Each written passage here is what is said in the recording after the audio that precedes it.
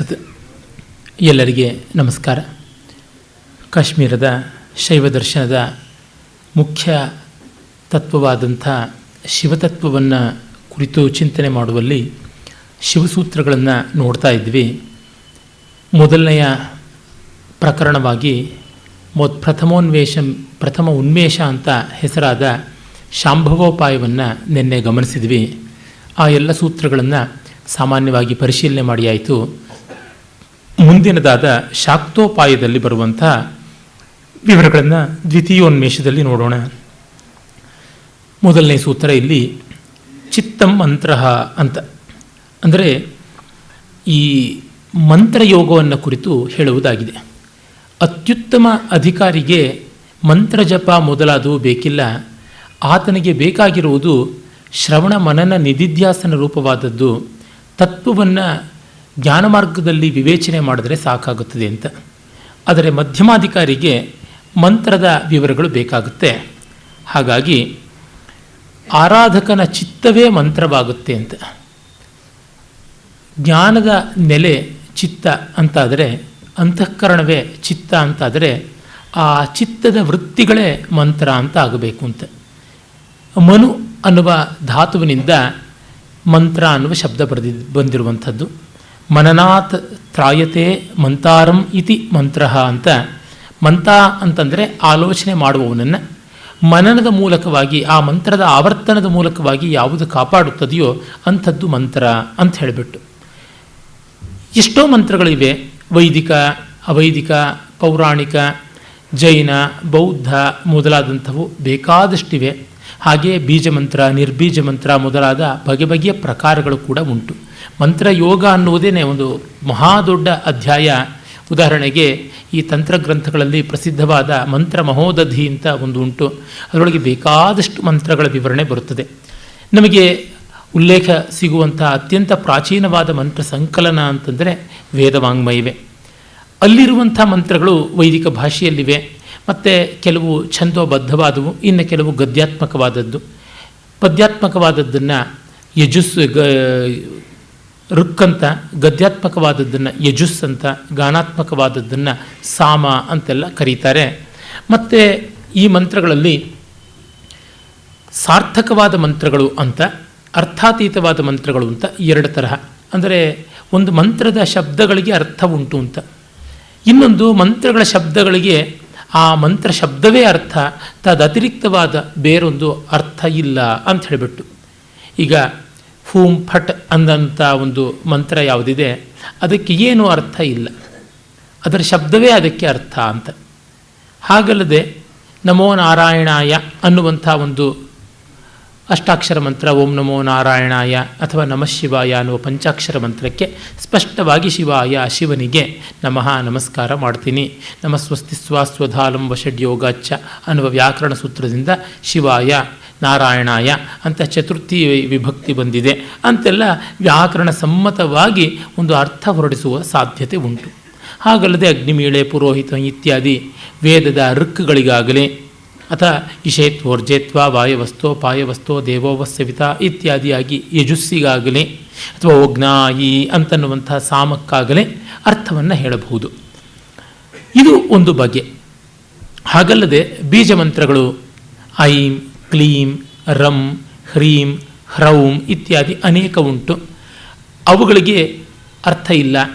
ಅವುಗಳನ್ನು ಮನಸ್ಸಿನಲ್ಲಿ ನಾಟಿಕೊಂಡು ಅದರ ಒಂದು ಪುರಶ್ಚರಣೆಯನ್ನು ಮಾಡ್ತಾ, ಅದರ ಜಪವನ್ನು ಮಾಡ್ತಾ, ಆ ಲಯ ಮಂತ್ರಯೋಗದ ಲಯದಲ್ಲಿ ಅದೊಂದು ಹೆಮ್ಮರದಂತೆ ಬೆಳೆಯಬೇಕು ಅಂತೆಲ್ಲ ಹೇಳ್ತಾರೆ. ಹೀಗೆ ಯಾವುದೋ ಒಂದು ಆ ಸಾಧಕನ ಶಕ್ತಿಗೆ ಯುಕ್ತಿಗೆ ತಕ್ಕಂತೆ ಗುರು ಅನುಗ್ರಹ ಮಾಡಿದ ಮಂತ್ರವನ್ನು ಅವನು ಜಪ ಮಾಡಬೇಕು ಅಂತ. ಈ ಮಂತ್ರಕ್ಕಾಗಿಯೇ ವರ್ಣಸಮಾಮ್ನಾಯ ಅಂತ ಉಂಟು. ಅಂದರೆ 54 ವರ್ಣಗಳು ಅಂತ ಸಾಮಾನ್ಯವಾಗಿ ತಂತ್ರಶಾಸ್ತ್ರ ಹೇಳುತ್ತದೆ. ಈ 54 ವರ್ಣಗಳನ್ನು 2 ಪಟ್ಟು ಮಾಡಿದ್ರೆ 108 ಆಗುತ್ತದೆ ಅಂತ ಗೊತ್ತಾಗುತ್ತದೆ. ಈ 54 ವರ್ಣಗಳು ಅಕಾರದಿಂದ ಕ್ಷಕಾರ ಅಂತವಾಗಿರುವಂಥದ್ದನ್ನು ಅಕ್ಷಮಾಲ ಅಂತ ಆ ಜಪಮಾಲೆಯಲ್ಲಿ ಪೋಣಿಸಿಕೊಂಡು ಜಪ ಮಾಡುವಂಥದ್ದು ಅಂತ. ಹೀಗೆಲ್ಲ ಅದರ ಕ್ರಮ ಉಂಟು. ಮತ್ತು ಈ ಜಪ ವಿಧಿ ಕೂಡ ಬೇಕಾದಷ್ಟು ಬೇರೆ ಬೇರೆಯಾಗಿ ಬರುತ್ತೆ. ಮುಂದೆ ಅದನ್ನು ನಾವು ನೋಡೋಣವಾಗುತ್ತೆ. ಒಟ್ಟಿನಲ್ಲಿ ಮಂತ್ರ ಯೋಗ ಒಂದಿದೆ. ಭಗವದ್ಗೀತೆಯಲ್ಲಿ ಕೃಷ್ಣ ಹೇಳದೇ ಇರತಕ್ಕಂಥದ್ದು ಒಂದು ಬಗೆಬಗೆಯ ಯಜ್ಞಗಳಲ್ಲಿ ಮಂತ್ರಯಜ್ಞದ ಬಗ್ಗೆ ಅಥವಾ ಯೋಗಗಳ ಪೈಕಿ ಮಂತ್ರಯೋಗದ ಬಗ್ಗೆ ಅವನು ಹೇಳೋದಿಲ್ಲ. ಅವನು ಜ್ಞಾನಯಜ್ಞ, ತಪೋಯಜ್ಞ, ದ್ರವ್ಯಯಜ್ಞ ಮೊದಲಾದಂಥ ಅನೇಕ ಯಜ್ಞಗಳನ್ನು ಹೇಳ್ತಾನೆ. ಭಕ್ತಿ, ಜ್ಞಾನ, ಕರ್ಮಾದಿ ಯೋಗಗಳನ್ನು ಹೇಳ್ತಾನೆ. ಈ ಮಂತ್ರಯೋಗವೆಲ್ಲ ಪ್ರಾಯಿಕವಾಗಿ ಭಕ್ತಿ ಅಥವಾ ಕರ್ಮ ಇಲ್ಲವೇ ರಾಜಯೋಗ ಈ ಥರದ ಯೋಗಗಳಲ್ಲಿ ಸೇರಿಕೊಂಡು ಹೋಗುತ್ತವೆ. ಅದಕ್ಕೊಂದು ಪ್ರತ್ಯೇಕ ಅಧಿಕರಣ ಬೇಡ ಅನ್ನುವುದಕ್ಕೋಸ್ಕರವಾಗಿ ಆ ತರಹ ಮಾಡಿದ್ದಾರೆ ಅಂತ ಗೊತ್ತಾಗುತ್ತೆ. ಆಮೇಲೆ ಈ ಮಂತ್ರವನ್ನು ಚಿಂತನೆ ಮಾಡುವಾಗ ಮಂತ್ರಾಧಿದೇವತೆ, ಮಂತ್ರಕ್ಕೆ ಒಂದು ಬೀಜ, ಅದಕ್ಕೊಂದು ಕೀಲಕ, ಅದಕ್ಕೊಂದು ಶಕ್ತಿ, ಮತ್ತು ಅವುಗಳಿಗೆ ಅಂಗನ್ಯಾಸ, ಕರನ್ಯಾಸಾದಿಗಳು ಇವೆಲ್ಲವೂ ಕೂಡ ಬೇಕಾಗುತ್ತವೆ ಅನ್ನುವುದು ಕೂಡ ಒಂದು ಪ್ರತ್ಯೇಕವಾದ ಅಧಿಕರಣ. ಅಂದರೆ ಆ ಮಂತ್ರದ ಅನೇಕ ಅಕ್ಷರಗಳ ಪೈಕಿ ಯಾವುದು ಬೀಜ, ಆ ಬೀಜವನ್ನು ಮೊದಲು ಹಿಡಿಯಬೇಕು. ಮತ್ತು ಯಾವುದರ ಜೊತೆಗೆ ಬೆಸೆಯಬೇಕು ನಮ್ಮನ್ನು, ಆ ಮಂತ್ರವನ್ನು ನಮ್ಮನ್ನು ಯಾವುದರೊಂದಿಗೆ ಬೆಸೆಯಬೇಕು ಅನ್ನುವಲ್ಲಿ ಕೀಲಕ ಅಂತ, ಲಾಕಿಂಗ್ ಸಿಸ್ಟಮ್ ಅಂತಾರಲ್ಲ ಆ ಥರ. ಈಗ ಒಂದು ಪಾಸ್ವರ್ಡ್ ಯಾವುದು ಅಂತ ಇಲ್ಲದೇ ಇದ್ದರೆ ಕಂಪ್ಯೂಟರ್ನ ಓಪನ್ ಮಾಡೋಕ್ಕೆ ಆಗೋದಿಲ್ಲ. ಆ ರೀತಿಯಾಗಿ ಕೀಲಕ ಅನ್ನುವಂಥದ್ದು. ಆಮೇಲೆ ಶಕ್ತಿ ಅಂತ, ಆ ಮಂತ್ರದ ಯಾವ ಭಾಗದಲ್ಲಿ ವಿಶಿಷ್ಟವಾದ ಶಕ್ತಿ ಉಂಟು ಆ ಶಕ್ತಿಯನ್ನು ಮತ್ತೆ ಮತ್ತೆ ಪುರಶ್ಚರಣ ಮಾಡಿ ಮಂತ್ರಜಪಕ್ಕೆ ಬೇಕಾದ ಶಕ್ತಿಯನ್ನು, ಆಮೇಲೆ ಮಂತ್ರಾಧಿದೇವತೆಯ ಸಾಕ್ಷಾತ್ಕಾರವನ್ನು ತಾಳಿಕೊಳ್ಳೋದಕ್ಕೆ ಬೇಕಾದ ಶಕ್ತಿಯನ್ನು ಇವನ್ನೆಲ್ಲ ಪಡ್ಕೊಳ್ಬೇಕು ಅಂತ ಹೋಗುತ್ತೆ. ಉದಾಹರಣೆಗೆ ಶಾರದಾ ತಿಲಕ ಅಂತ ಒಂದು ಪ್ರೌಢವಾದ ಬಹಳ ವಿಸ್ತೃತವಾದ ತಂತ್ರಗ್ರಂಥ ಒಂದು ಉಂಟು, ಶಾಕ್ತ ತಂತ್ರಗ್ರಂಥ. ಸಾಮಾನ್ಯವಾಗಿ ತಂತ್ರ ಅನ್ನುವಂಥ ಹೆಸರನ್ನು ಶಾಕ್ತ ಗ್ರಂಥಗಳಿಗೆ ಮತ್ತು ಸಂಹಿತಾ ಅನ್ನುವಂಥದ್ದನ್ನು ವೈಷ್ಣವ ಗ್ರಂಥಗಳಿಗೆ, ಆಗಮ ಅನ್ನುವುದನ್ನು ಶೈವ ಗ್ರಂಥಗಳಿಗೆ ಹೇಳ್ತಾರೆ ಅಂತ. ಈಗ ಮುಕುಟಾಗಮ, ರೌರವಾಗಮ, ವಾತೂಲಾಗಮ ಈ ಥರದ್ದೆಲ್ಲ ಹೇಳುವಂಥದ್ದು ಶೈವ ಪರಂಪರೆಯ ಒಂದು ಗ್ರಂಥಗಳು. ಹಾಗೆಯೇ ಅಹಿರ್ಬುದ್ಧ ಸಂಹಿತಾ ಆಗಲಿ, ಪದ್ಮ ಸಂಹಿತಾ ಆಗಲಿ, ವಿಶ್ವಕ್ಸೇನ ಸಂಹಿತಾ ಈ ರೀತಿಯಾಗಿ ಹೇಳ್ತಕ್ಕಂಥದ್ದು ವೈಷ್ಣವಕ್ಕೆ ಸಂಬಂಧಪಟ್ಟದ್ದು. ಹಾಗಲ್ಲದೆ ತಂತ್ರ ಅಂತನ್ನುವಂಥದ್ದು ಶಾರದಾ ತಿಲಕ ತಂತ್ರ, ಲಕ್ಷ್ಮೀ ತಂತ್ರ, ರುದ್ರಯಾಮಲ ತಂತ್ರ ಹೀಗೆಲ್ಲ ಹೇಳುವಂಥದ್ದು ಶಾಕ್ತ ಗ್ರಂಥಗಳ ಲಕ್ಷಣ ಅಂತಾರೆ. ಕೆಲವೊಮ್ಮೆ ಅಲ್ಲಿ ಇಲ್ಲಿ ವ್ಯತ್ಯಾಸ ಆಗುವುದುಂಟು. ಉದಾಹರಣೆಗೆ ಲಕ್ಷ್ಮೀ ತಂತ್ರ ಅನ್ನುವಂಥದ್ದು ವೈಷ್ಣವ ತಂತ್ರಗಳಲ್ಲಿ ಒಂದಾಗಿ ಬರುತ್ತೆ, ರುದ್ರಯಾಮಲ ತಂತ್ರ ಅನ್ನುವಂಥದ್ದು ಶೈವ ಗ್ರಂಥಗಳಲ್ಲಿ ಒಂದಾಗಿ ಬರುತ್ತೆ. ಒಟ್ಟಿನಲ್ಲಿ ಇವುಗಳನ್ನು ಶೀರ್ಷಿಕಾ ಮಾತ್ರದಿಂದ ನಾವೇನು ಭ್ರಮೆಗೆ ಒಳಗಾಗಬೇಕಾಗಿಲ್ಲ. ಆದರೆ ಬಹಳ ದೊಡ್ಡ ಅಗಾಧವಾದ ರಾಶಿ ಈ ಆಗಮ ಪ್ರಪಂಚ. ಒಂದು ರೀತಿ ನೋಡಿದ್ರೆ ವೇದವಾಂಗ್ಮಯಕ್ಕಿಂತಲೂ 2-3 ಪಟ್ಟು ದೊಡ್ಡದಾದದ್ದು, ಬಹಳ ಬಹಳ ಪುನರುಕ್ತಿ. ಎಲ್ಲ ಗ್ರಂಥಗಳನ್ನು ಓದಕ್ಕೆ ಹೋದರೆ ಸಾಮಾನ್ಯ ವಿದ್ವಾಂಸನಿಗೂ ತಲೆಚಿಟ್ಟು ಹಿಡಿಯುತ್ತೆ. ಈ ಪುರಾಣದಲ್ಲಿ ಕಾಣುವಂಥ ವಿಸ್ತಾರ, ಆಗಮ ಪ್ರಪಂಚದಲ್ಲಿ ಕಾಣುವಂಥ ವಿಸ್ತಾರ ಮತ್ತು ಶ್ರೌತ ಪ್ರಪಂಚದಲ್ಲಿ ಕಾಣುವಂಥ ವಿಸ್ತಾರ ನೋಡಿದ್ರೆ ಹುಚ್ಚಡಿಯೋದೊಂದು ಬಾಕಿ ಅಂತ ಅನಿಸ್ಬಿಡುತ್ತೆ. ಅವುಗಳಿಗೆ ಅಗೌರವ ತೋರಿಸಬೇಕು ಅಂತ ನಾನು ಹೇಳ್ತಾ ಇಲ್ಲ. ಅಲ್ಲಿ ಹೇಳಿದ್ದಿಲ್ಲಿ, ಇಲ್ಲಿ ಹೇಳಿದ್ದಲ್ಲಿ, ಅಲ್ಲಿ ಹೇಳಿದ್ದಕ್ಕಿಂತ ಸಂಪೂರ್ಣ ವ್ಯತಿರಿಕ್ತವಾಗಿ ಇಲ್ಲಿ, ಅದು ಯಾವುದು ಪ್ರಮಾಣ ಅಂತ ತೆಗೆದುಕೊಳ್ಬೇಕು ಅಂತ ಗೊತ್ತಾಗೋಲ್ಲ. ಇವುಗಳನ್ನು ಪ್ರಧಾನವಾಗಿ ರಹಸ್ಯ ಗ್ರಂಥಗಳು ಅಂತ ಅಂದುಬಿಟ್ರು. ಗುರು ಪರಂಪರೆಯಿಂದ ಬರಬೇಕು, ಆಗ ಅವುಗಳ ತೊಡಕು ತೋಟಿಗಳೆಲ್ಲ ಬಗೆಹರಿಸಲ್ಪಡುತ್ತವೆ, ಇಲ್ಲದೆ ಇದ್ದರೆ ತಿಳಿಯುವಂಥದ್ದಲ್ಲ ಅಂತ. ಒಟ್ಟಿನಲ್ಲಿ ಆ ಒಂದು ಮಂತ್ರಗಳನ್ನು ಜಪ ಮಾಡುವ ಕಾಲದಲ್ಲಿ ಜಪ ಮಣಿಗಳು ಹೇಗಿರಬೇಕು, ಜಪಮಾಲೆ ಹೇಗಿರಬೇಕು ಅಂತ ಉಂಟು. ಪ್ರತ್ಯಗಾನಂದ ಸರಸ್ವತಿ ಅಂತ ಒಬ್ಬರು, ಪ್ರತ್ಯಗಾತ್ಮಾನಂದ ಸರಸ್ವತಿ ಅಂತ ಬಂಗಾಳದವರೊಬ್ಬರಿದ್ರು. ಜಪಸೂತ್ರ ಅಂತ ಒಂದು ಪ್ರೌಢವಾದ ಸಂಸ್ಕೃತ ಗ್ರಂಥ ಬರೆದು ಅದಕ್ಕೆ ಬಂಗಾಳಿಯಲ್ಲಿ ಒಂದು ವ್ಯಾಖ್ಯಾನವನ್ನು ಬರೆದಿದ್ದಾರೆ. ಸಂಸ್ಕೃತದಲ್ಲಿ ಕಾರಿಕೆಗಳನ್ನು ಬರೆದು ಬಂಗಾಳಿನಲ್ಲಿ ವಿವರಣೆಯನ್ನು ಬರೆದಿದ್ದಾರೆ. ಅದಕ್ಕೊಂದು ಇಂಗ್ಲೀಷ್ನ ಸಂಗ್ರಹವನ್ನು ಕೂಡ ಮಾಡಿಕೊಟ್ಟಿದ್ದಾರೆ. ಅಲ್ಲಿ ಅವರು ಎಲ್ಲ ರೀತಿಯಾದ ಸಿದ್ಧಿಗಳು ಹೇಗೆ ಜಪಯೋಗದಿಂದ ಆಗುತ್ತವೆ ಅನ್ನುವಂಥದ್ದನ್ನು ತೋರ್ಪಡಿಸ್ಕೊಡ್ತಾರೆ. ಹಾಗೆಯೇ ವಿಮಲಾನಂದ ಭಾರತಿ ಅಂತ ಹೇಳ್ಬಿಟ್ಟಿದ್ರು, ಒಬ್ಬ ಈಚಿನ ಸನ್ಯಾಸಿಗಳು ಆಂಧ್ರ ಪ್ರದೇಶದವರು ಈ ಮಂತ್ರಯೋಗದ ಬಗ್ಗೆ ವಿಶೇಷವಾದ ಅಧ್ಯಯನ ನಡೆಸಿದ್ದಾರೆ. ಎಲ್ಲಕ್ಕೂ ಮಿಗಿಲಾಗಿ ಮಹಾಮಹೋಪಾಧ್ಯಾಯ ಗೋಪಿನಾಥ ಕವಿರಾಜ್ ಅಂತ ಅವರು ಈ ತಂತ್ರಾಗಮಗಳ ಬಗ್ಗೆ, ಮಂತ್ರಯೋಗದ ಬಗ್ಗೆ, ಯೋಗಶಾಸ್ತ್ರದ ಬಗ್ಗೆ ತುಂಬ ದೊಡ್ಡ ಸಂಶೋಧನೆಯನ್ನು ಮಾಡಿ ಅದೊಂದು ಯುಗ ಪ್ರವರ್ತಕವಾದ ಗ್ರಂಥ ವಾಂಗ್ಮಯವನ್ನು ನಿರ್ಮಾಣ ಮಾಡಿದ್ದಾರೆ. ಅವುಗಳನ್ನೆಲ್ಲ ನೋಡಿದಾಗ ಅಲ್ಲೆಲ್ಲ ನಮಗೆ ಗೊತ್ತಾಗುತ್ತದೆ ಯಾವ ಮಂತ್ರಕ್ಕೆ ಯಾವ ಜಪಮಾಲೆ ಇಟ್ಟುಕೊಳ್ಳಬೇಕು, ಅದಕ್ಕೆ ಯಾವ ರೀತಿಯಾದ ಮಣಿಯನ್ನು ಬಳಸಬೇಕು, ಅದಕ್ಕೆ ಸ್ಫೋಣಿಸಬೇಕಾದಂಥ ನೂಲು ಎಂಥದ್ದಾಗಿರಬೇಕು ಅಂತ. ಉದಾಹರಣೆಗೆ ಮೋಕ್ಷಕಾಮಿಯಾದವನು ಸ್ಫಾಟಿಕ ಮಾಲಿಕಾಧಾರಿ ಆಗಬೇಕು, ಅದನ್ನು ಅವನು ಸ್ವರ್ಣದಲ್ಲಿ ಅಂದರೆ ಬಂಗಾರದಲ್ಲಿ ಸುತ್ತಿಸಿಕೊಂಡಿರಬೇಕು ಅಂತ ಒಂದು. ಹಾಗಲ್ಲದೆ ಅವನು ಐಶ್ವರ್ಯಕಾಮಿಯಾದವನಿಗೆ ರುದ್ರಾಕ್ಷ ಮಾಲೆ ಅಂತ, ರುದ್ರಾಕ್ಷವನ್ನು ಹಾಕಿಕೊಂಡ್ರೆ ಈಶ್ವರನಿಂದ ಬಂದಂಥ ಐಶ್ವರ್ಯ ಬರುವಂಥದ್ದಾಗುತ್ತದೆ ಅಂತ. ಜ್ಞಾನಕಾಮಿಯಾದವನಿಗೆ ಶಂಖ ಮಣಿಗಳಿಂದ ಮಾಡಿದಂಥ ಮಾಲೆ ಆಗಬೇಕು, ಅದಕ್ಕಾಗಿ ಅವನು ರಜತ ಅಂದರೆ ಬೆಳ್ಳಿಯನ್ನು ಸುತ್ತಿಸಿಕೊಳ್ಳಬೇಕು ಅಂತ ಬರುತ್ತೆ. ಹಾಗಲ್ಲದೆ ಲೋಕದ ಸುಖಗಳನ್ನು ಕಾಣಬೇಕು ಅಂತ ಇದ್ದಾಗ ಅವನಿಗೆ ಈ ಕಮಲ ಬೀಜಗಳು ಯಾವುದಿವೆ ಆ ಕಮಲ ಬೀಜಗಳನ್ನು ರೇಷ್ಮೆಯ ನೂಲಿನಲ್ಲಿ ಪೋಣಿಸಿಕೊಡಬೇಕು ಅಂತ ಹೀಗೆಲ್ಲ ಬೇಕಾದಂತೆ ಬರುತ್ತೆ. ಯಾರಿಗಾದರೂ ಆಸಕ್ತಿ ಇದ್ದರೆ ಸಂಕ್ಷೇಪದಲ್ಲಿ ನೋಡಬೇಕು ಅಂತಂದರೆ ತುಂಬ ದೊಡ್ಡ ಸಂಸ್ಕೃತ ವಿಶ್ವಕೋಶಗಳು ಅಂತ ಹೆಸರಾದ 2 ಮಹಾಗ್ರಂಥಗಳನ್ನು ಈಗ ಒಂದು 180 ವರ್ಷಗಳ ಕೆಳಗೇನೆ ಸಂಕಲನ ಮಾಡುವುದಾಯಿತು. ಒಂದು ವಾಚಸ್ಪತ್ಯ ಅಂತ, ಇನ್ನೊಂದು ಶಬ್ದಕಲ್ಪದ್ರುಮ ಅಂತ. ಈ ವಾಚಸ್ಪತ್ಯದಲ್ಲಿ ಶಬ್ದಕಲ್ಪದ್ರುಮದಲ್ಲಿ ನೀವು ಮಂತ್ರ, ಜಪಯೋಗ, ಜಪಮಾಲ ಈ ಥರದ ಶಬ್ದಗಳಲ್ಲಿ ನೋಡಿದ್ರೆ ಅನೇಕ ಆಗಮ ಗ್ರಂಥಗಳಿಂದ ಉದ್ಧರಣಗಳನ್ನು ಮಾಡಿ ಅವುಗಳದೆಲ್ಲ ವಿವರವನ್ನು ಕೊಡೋದನ್ನು ಕಾಣಬಹುದು. ಇವುಗಳನ್ನೆಲ್ಲ ಒಂದು ಕಲ್ಪದಂತೆ ಬೆಳೆಸಿಕೊಂಡು ಹೋಗಿದ್ದಾರೆ.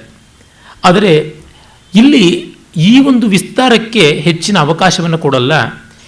ಮಂತ್ರ ಮನಸ್ಸಿನಲ್ಲಿ ಹೇಗೆ ಕರಗಬೇಕು ಅಂತನ್ನುವುದನ್ನು, ಅಂದರೆ ಒಂದೊಂದು ಅಕ್ಷರವನ್ನೇ ಬಿಡಿಸಿ ಬಿಡಿಸಿ ಬಿಡಿಸಿ ಅದರಲ್ಲಿರುವ ವ್ಯಂಜನ ಸ್ವರಗಳನ್ನು ಪೃಥಕ್ಕರಣ ಮಾಡಿಕೊಂಡು ಕರಗಿಸಿ ಇಂಗಿಸಿಕೊಳ್ಳಬೇಕು ಅಂತ. ಹಾಗೆ ಮಾಡ್ತಾ ಒಂದು ರೀತಿ ಸೆಲ್ಫ್ ಹಿಪ್ನೋಟೈಸಿಂಗ್ ಅಂತಾರಲ್ಲ, ಹಾಗೆ ಮಾಡುವ ಕೆಲಸವಾಗುತ್ತದೆ. ತನ್ಮೂಲಕವಾಗಿ ಅವನಿಗೆ ತತ್ವನಿಶ್ಚಯ ಬರುತ್ತದೆ ಅಂತ. ಪೃಥಂಗ್ ಮಂತ್ರ ಪೃಥಂಗ್ ಮಂತ್ರಿ ನ ಸಿದ್ಧ್ಯಂತಿ ಕದಾಚನ ಜ್ಞಾನಮೂಲಮಿದಂ ಸರ್ವಂ ಅನ್ಯಥಾ ನೈವ ಸಿದ್ಧ್ಯತಿ. ಮಂತ್ರ ಒಂದು ಕಡೆ, ಮಂತ್ರ ಜಪ ಮಾಡುವನೊಂದು ಕಡೆ, ಆದರೆ ಆಗೋಲ್ಲ.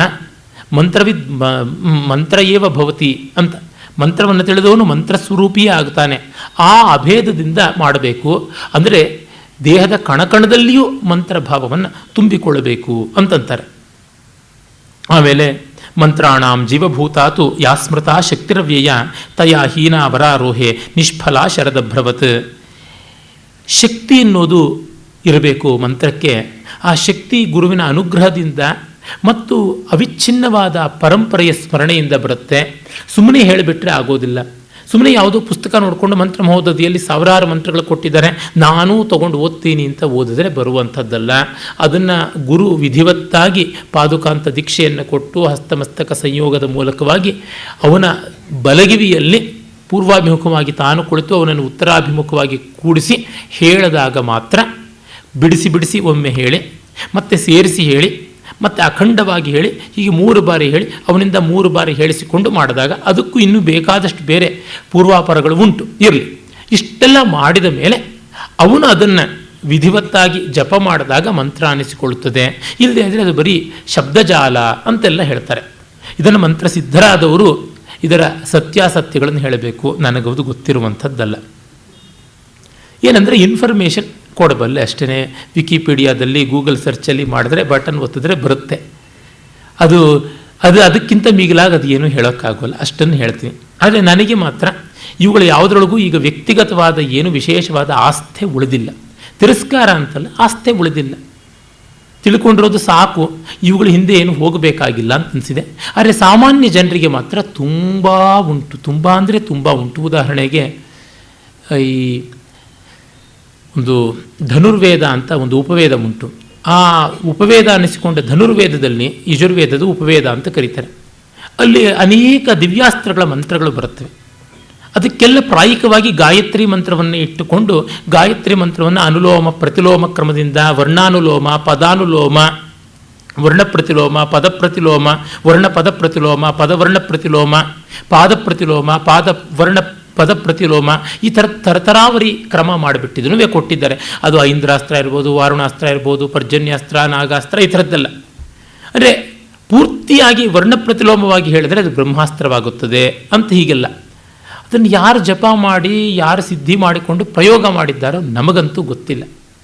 ಇದರಿಂದ ಬ್ರಹ್ಮಾಸ್ತ್ರ ಬಿಡಬಹುದಾ ಅಂತಂದರೆ ಅದು ಹಾಗೆ ಹೇಳಿದೆಯಪ್ಪ, ಇದು ಬ್ರಹ್ಮಾಸ್ತ್ರ ಮಂತ್ರ ಅಂತಿದೆ ಅಷ್ಟೇ, ಇನ್ನೇನೂ ಇಲ್ಲ. ಅಸ್ಯೇವ ಪ್ರತಿಲೋಮ ಕ್ರಮೇಣ ಗಾಯತ್ರಿ ಮಂತ್ರಸ್ಯ ಪ್ರತಿಲೋಮ ಕ್ರಮೇಣ ಬ್ರಹ್ಮಾಸ್ತ್ರ ಮಂತ್ರ ಸಿದ್ಧಿ ಅಂತೆಲ್ಲ ಬರುತ್ತೆ. ಅದಕ್ಕೇನಂತ ಹೇಳೋಣ? ನಂಬಿಕೆ ಇದೆಯೋ, ತಾಳ್ಮೆ ಇದೆಯೋ, ವಿಶ್ವಾಸ ಇದೆಯೋ, ಧೈರ್ಯವಿದೆಯೋ, ಶ್ರದ್ಧೆ ಇದೆಯೋ ಹಿಡ್ಕೊಂಡು ಹೋಗಿ, ಇಲ್ಲ ನಮಗೆ ಬೇಡ ಅಂತ ಬಿಡಿ ಅಷ್ಟೆ. ಇದು ಬಿಟ್ಟು ಮೂರನೇ ದಾರಿಯನ್ನು ಏನನ್ನೂ ಹೇಳೋದಕ್ಕೆ ಸಾಧ್ಯ ಇಲ್ಲ. ಆದರೆ ತತ್ವತಃ ನೋಡಿದಾಗ ಇಷ್ಟೇ, ಮಂತ್ರಾರ್ಥವನ್ನು ಗಮನಿಸಿಕೊಂಡಲ್ಲಿ ಒಳ್ಳೆಯದು, ಅದು ಜ್ಞಾನ ಮಾರ್ಗದ್ದು, ನನಗೆ ಬಹಳ ಒಪ್ಪಿಗೆ ಆಗುವಂಥದ್ದು. ಅಲ್ಲಿ ಉಪನಿಷತ್ತುಗಳ ದಾರಿಯಲ್ಲಿ ನೋಡಿದಾಗ ಸ್ಪಷ್ಟವಾಗಿ ತಿಳಿಯುತ್ತೆ. ಮಂತ್ರಾರ್ಥವನ್ನು ಗಮನಿಸಿಕೊಳ್ಳೋದು ಅಂತಂದರೆ ಶ್ರವಣ ಮನನ ನಿಧಿಧ್ಯಾಸನಗಳನ್ನು ಮಾಡ್ತಕ್ಕಂಥದ್ದು. ಅದಕ್ಕಾಗಿ ಅಧ್ಯಾರೋಪ ಅಪವಾದ ಅನ್ನುವಂಥ ಮಹಾಪ್ರಕ್ರಿಯೆಯನ್ನು ಅವಲಂಬಿಸ್ತಕ್ಕಂಥದ್ದು. ಗೌಡಪಾದರ ಸಂಪ್ರದಾಯವಿದರ ಮಾತು ಅಂತ ಶಂಕರಾಚಾರ್ಯರು ಹೇಳ್ತಾರೆ. ಅಧ್ಯಾರೋಪ ಅಪವಾದಾಭ್ಯಾಂ ನಿಷ್ಪ್ರಪಂಚಂ ಪ್ರಪಂಚತೆ ಅಂತ. ಅಂದರೆ ಒಂದನ್ನು ಆರೋಪ ಮಾಡಿ ಮತ್ತೆ ಅದನ್ನು ಪಕ್ಕಕ್ಕೆ ಇಟ್ಟು ತತ್ವವನ್ನು ಕಾಣುವಂಥದ್ದು, ಅದು ಸರ್ವೋತ್ಕೃಷ್ಟವಾದದ್ದು ಅಂತ ನನಗನ್ಸುತ್ತೆ. ಎರಡನೇ ಸೂತ್ರ ಮುಂದೆ ನೋಡೋಣ. ಪ್ರಯತ್ನ ಸಾಧಕ ಅಂತ. ಚಿತ್ತಂ ಮಂತ್ರ ಮೊದಲನೇ ಸೂತ್ರವಾದರೆ ಮನಸ್ಸೇ ಮಂತ್ರವಾಗುತ್ತದೆ ಅಂತಾದರೆ ಪ್ರಯತ್ನವೇ ಸಾಧಕನಾಗ್ತಾನೆ ಅಂತ. ಅಂದರೆ ಮನಸ್ಸನ್ನು ಮಂತ್ರದ ಮಟ್ಟಕ್ಕೆ ಏರಿಸಿಕೊಳ್ಳಬೇಕು. ಮಂತ್ರದ ಮಟ್ಟಕ್ಕೆ ಏರಿಸಿಕೊಳ್ಳೋದು ಅಂತಂದರೆ ಏನು? ಮಂತ್ರ ಯಾವಾಗ ಆಗುತ್ತದೆ? ಒಂದು ಶಬ್ದ ಮಂತ್ರ ಅಂತ ಆಗುವುದು ಯಾವಾಗ ಅಂದರೆ, ಆಲೋಚನೆ ಅಂತ ಏನು ಬರುತ್ತೆ ಮನಸ್ಸಿನಲ್ಲಿ, ಆಲೋಚನೆಯ ಸ್ತರ, ನಾನು ಮಾತಾಡಬೇಕು ಅಂತಲೋ ಏನೋ ಒಂದು ಸಂಕಲ್ಪ ಬಂದ ಒಡನೆಯೇ ಆ ಸಂಕಲ್ಪ ವರ್ಣರೂಪದಲ್ಲಿ ಧ್ವನಿಯಾಗಿ ವ್ಯಕ್ತೀಕರಣಗೊಳ್ಳುವಂಥದ್ದನ್ನು ಮಂತ್ರ ಅಂತ. ನಾವು ಸಾಮಾನ್ಯವಾಗಿ ಎಂಥ ಮಾತಾಡುವಾಗಲೂ ಒಂದು ಸ್ವಲ್ಪ ಯೋಚನೆ ಮಾಡಿ ಆಡ್ತೀವಿ. ವೇದಿಕೆ ಮೇಲೆ ಅಂದರೆ ಮತ್ತೂ ಯೋಚನೆ ಮಾಡ್ತೀವಿ, ಬರೆಯುವಾಗ ಇನ್ನಷ್ಟು ಯೋಚನೆ ಮಾಡ್ತೀವಿ. ಇನ್ನು ಪದ್ಯ ಇತ್ಯಾದಿಗಳಂತಂದರೆ ಮತ್ತಷ್ಟು ಯೋಚನೆ ಮಾಡುವುದಾಗುತ್ತೆ. ತೆಲುಗಿನಲ್ಲಿ ಅಪ್ಪಕವಿಯಮು ಅನ್ನುವ ಒಂದು ಲಕ್ಷಣ ಗ್ರಂಥದಲ್ಲಿ ಮಾತೊಂದು ಬರುತ್ತದೆ, ಯೋಚಿಂಚಿನಂಥ ಸಾರವಂತಂ ಬಗು ಪದ್ಯಮು ಅಂತ. ಎಷ್ಟು ಯೋಚನೆ ಮಾಡಿ ಬರೀತಾನೋ ಕವಿ ಅಷ್ಟು ಪದ್ಯ ಸಾರವತ್ತಾಗುತ್ತೆ ಅಂತ. ಆದರೆ ಮಂತ್ರ ಅನ್ನೋದು ಹಾಗಲ್ಲ. ಯೋಚನೆಗಳ ಮತ್ತು ಈ ಸಂಯೋಜನೆಗಳ ಆ ಮಧ್ಯದ ಹಂತ ಅಂತ ಇಲ್ಲ. ಮನಸ್ಸಿನಲ್ಲಿ ಕಲ್ಪನೆ ಮೂಡ್ತಿದ್ದಂತೆಯೇ ಅದು ಅಭಿವ್ಯಕ್ತೀಕೃತವಾಗಿರುತ್ತೆ ಅಂತ. ಇದು ಯಾವಾಗ ಆಗುತ್ತೆ? ಉತ್ಕಟ ಭಾವನೆಗಳಿದ್ದಾಗ, ನಮಗೆ ಕೋಪ ಬಂದಾಗ, ಸಂತೋಷವಾದಾಗ, ಯಾವುದೇ ಒಂದು ಚಿತ್ತ ಕೆರಳಿದಾಗ ಉದ್ಗಾರ ರೂಪದಲ್ಲಿ ಏನೇನೋ ಮಾತುಗಳು ಬರ್ತವೆ. ಅದು ಮಂತ್ರದಂತೆ. ಅಯ್ಯೋ ಇದು ಮಂತ್ರ ಆಗೋದಕ್ಕೆ ಸಾಧ್ಯವ? ನಮಗೆ ಯಾರೋ ಬೈದರು ಅಂದರೆ ತಕ್ಷಣವೇ ಅಡ್ರಿನಲ್ ತಲೆಗೆ ಏರು ಬಿಟ್ಟಿದ್ದನು ಅವನಿಗೆ ಬಾಯಿಗೆ ಬಂದಂಗೆ ಬೈತೀವಲ್ಲ, ಅದು ಕೆಟ್ಟ ಕೆಟ್ಟ ಮಾತುಗಳೆಲ್ಲ ಮಂತ್ರ ಆಗೋದಕ್ಕೆ ಸಾಧ್ಯವ ಅಂದರೆ ಅವನ ಮೇಲೆ ಪರಿಣಾಮ ಬೀರುತ್ತಲ್ಲ, ಮಂತ್ರ ಪ್ರಭಾವ ಆಯ್ತಲ್ಲ.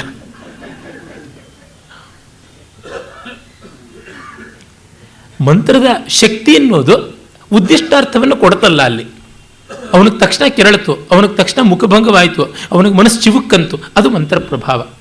ಮಂತ್ರವನ್ನು ಈ ಮಟ್ಟಕ್ಕೆ ಇಳಿಸೋದ ಅಂತಲ್ಲ, ಅದಕ್ಕೊಂದು ಹೋಲಿಕೆ ಹೀನೋಪಮೆಯ ಆದರೂ ಕೊಟ್ಟಿರುವಂಥದ್ದು. ಅಂದರೆ ತಾತ್ಪರ್ಯತಃ ನಮ್ಮ ಅತ್ಯಂತ ಭಾವ ತೀವ್ರವಾದ ಸಂದರ್ಭದಲ್ಲಿ ಆಲೋಚನೆಗೂ ಅಭಿವ್ಯಕ್ತಿಗೂ ವಿಚ್ಛೇದವಿಲ್ಲದೆ ಅವ್ಯವಹಿತವಾಗಿ ಯಾವುದು ಬರುತ್ತದೆ ವಾಕ್ಕು, ಅದು ಮಂತ್ರ ಅಂತ. ಯಾರಿಗೆ ಅದು ಲೋಕಹಿತವಾಗುವಂತೆ ರಮಣೀಯವಾದ ರೂಪದಲ್ಲಿ ಬರುತ್ತೋ ಅದನ್ನು ಉದಾತ್ತ ಗಂಭೀರವಾದ ಮಂತ್ರ ಅಂತೀವಿ. ಬೇಡ ಬಾಣಕ್ಕೆ, ತನ್ನ ಬಾಣವೊಂದಕ್ಕೆ ಕ್ರೌಂಚ ಪಕ್ಷಿಗಳ ಜೋಡಿಯಲ್ಲಿ ಒಂದನ್ನು ಗುರಿ ಮಾಡಿದ ತಕ್ಷಣವೇ ಮಹರ್ಷಿ ವಾಲ್ಮೀಕಿಗಳು ಹಿಂದು ಮುಂದೆ ನೋಡದೆ ಮಾನಿಷಾದ ಪ್ರತಿಷ್ಠಾಂತೋ ಮಗಮ ಶಾಶ್ವತಿ ಸಮಾಹ ಅಂತ ಹೇಳಿದ್ರಲ್ಲ, ಕಿಮಿದಂ ವ್ಯಾಹೃತಂ ಮಯ, ಏನು ಹೇಳಿಬಿಟ್ಟೆ ನಾನು ಅಂತ ಅವರಿಗೆ ಆಶ್ಚರ್ಯ ಆಯಿತು. ಆಗ ಬಂದದ್ದು ಮಂತ್ರ. ಅಂದರೆ ರಾಮಾಯಣ ಅನ್ನುವ ವೇದಕ್ಕೆ ಅದು ಆದಿಮಂತ್ರ ಅಂತ ಹೇಳಿಬಿಟ್ಟಿದ್ವಿ. ವೇದವೇದ್ಯೆ ಪರೇ ಪುಂಸಿ ಜಾತೆ ದಶರಥಾತ್ಮಜೆ ವೇದ ಪ್ರಾಚೇತಸಾದಾಸೀತ್ ಸಾಕ್ಷಾತ್ ರಾಮಾಯಣಾತ್ಮನ ಅನ್ನುವಲ್ಲಿ. ಹೀಗೆ ಮಂತ್ರ ಅನ್ನುವುದಕ್ಕೆ ಆ ಉದ್ಗಾರ ಅನ್ನುವ ಅರ್ಥವನ್ನು ನಾವು ತೆಗೆದುಕೊಳ್ಳಬೇಕು. ಅದು ಚಿತ್ತಂ ಮಂತ್ರ ಅಂತಂದರೆ ಚಿತ್ತದಲ್ಲಿ ಎಲ್ಲ ಚಿಂತನೆಯು ನಿಕ್ಷಿಪ್ತವಾಗಿರುತ್ತದೆ. ಅದು ನೇರವಾಗಿ ವೈಖರಿ ರೂಪದಲ್ಲಿ ನುಡಿಯಬೇಕು. ಹಾಗೆ ವೈಖರಿ ರೂಪದಲ್ಲಿ ನುಡಿದದ್ದನ್ನು ಚಿತ್ತಕ್ಕೆ ನೇರವಾಗಿ ತಗೊಳ್ಬೇಕು. ನಾವು ಎಷ್ಟೋ ಜನರ ಮಾತನ್ನು ಹಾಗೆ ವಿಮರ್ಶೆ ಮಾಡಿ ಹೀಗೆ ವಿಮರ್ಶೆ ಮಾಡಿ ತೂಗಿ ತೂಗಿ ತೂಗಿ ಆಮೇಲೆ ತಗೊಳ್ತೀವಿ, ಅದನ್ನು ಅನಾಮತ್ತಾಗಿ ಸ್ವೀಕರಿಸೋದಿಲ್ಲ. ಆದರೆ ನೋಡಿ, ಒಂದು ಒಳ್ಳೆಯ ಸಂಗೀತವನ್ನು ಹಾಗೇ ಕಿವಿಗೆ ಬೀಳ್ತಾ ಇದ್ದಂತೆಯೇ ನಾವು ವಿಶ್ಲೇಷಣೆ ಇಲ್ಲದೇನೆ ವಿಮರ್ಶನವಿಲ್ಲದೆ ಸ್ವೀಕರಿಸ್ತೀವಿ. ಅದು ನಮ್ಮ ಚಿತ್ತಕ್ಕೆ ನೇರವಾಗಿ ಹೋಗಿ ಕರಗಿಬಿಡುತ್ತೆ. ಇದು ಮಂತ್ರಕ್ಕೆ ಒಂದು ಸೃಷ್ಟಿಕ್ರಮ ಸಂಹಾರ ಕ್ರಮ ಅಂತಿದೆ. ಮಂತ್ರ ಹುಟ್ಟುವುದು ಒಂದು, ಅಂದರೆ ಪರಾವಾಕ್ಕು ವೈಖರಿಯಾಗಿ ಚಿತ್ತದಿಂದ ಬಾಯಲ್ಲಿ ಹೊರಬರುವಂಥದ್ದು. ಹಾಗೆಯೇ ವೈಖರಿ ವಾಕ್ಕು ಪರಾವಾಕ್ಕಾಗಿ ಪರ್ಯವಸಾನ ಹೊಂದುವುದು. ಅಂದರೆ ಹೊರಗಿನಿಂದ ಬಂದ ಮಂತ್ರ ಕಿವಿಗೆ ಬಂದ ತಕ್ಷಣ ಮನಸ್ಸಿನಲ್ಲಿ, ಹೃದಯದಲ್ಲಿ, ಚಿತ್ತದಲ್ಲಿ ಕರಗಿ ಹೋಗತಕ್ಕಂಥದ್ದು. ಅಂದರೆ ಯಾವುದೇ ಪೂರ್ವಗ್ರಹಗಳಿಲ್ಲದೆ ಇದ್ದಾಗ, ಪಾರದರ್ಶಕವಾಗಿದ್ದಾಗ ತಾನಾಗಿ ಮುಳುಗಿಬಿಡುತ್ತೆ. ಈ ಹೈ ಡೈವಿಂಗ್ ಅಂತ ಈಜಿನಲ್ಲಿ ಒಂದು ವಿಭಾಗ ಉಂಟು. ತುಂಬ ಎತ್ತರದಿಂದ ಅವರು ಧುಮುಕ್ತಾರೆ. ವಿಶೇಷವಾಗಿ ಒಲಿಂಪಿಕ್ಸ್ ಮೊದಲಾದವುಗಳಿಗೆ ಬಹಳ ದೊಡ್ಡ ತಯಾರಿ ಮಾಡಿಕೊಳ್ತಾರೆ.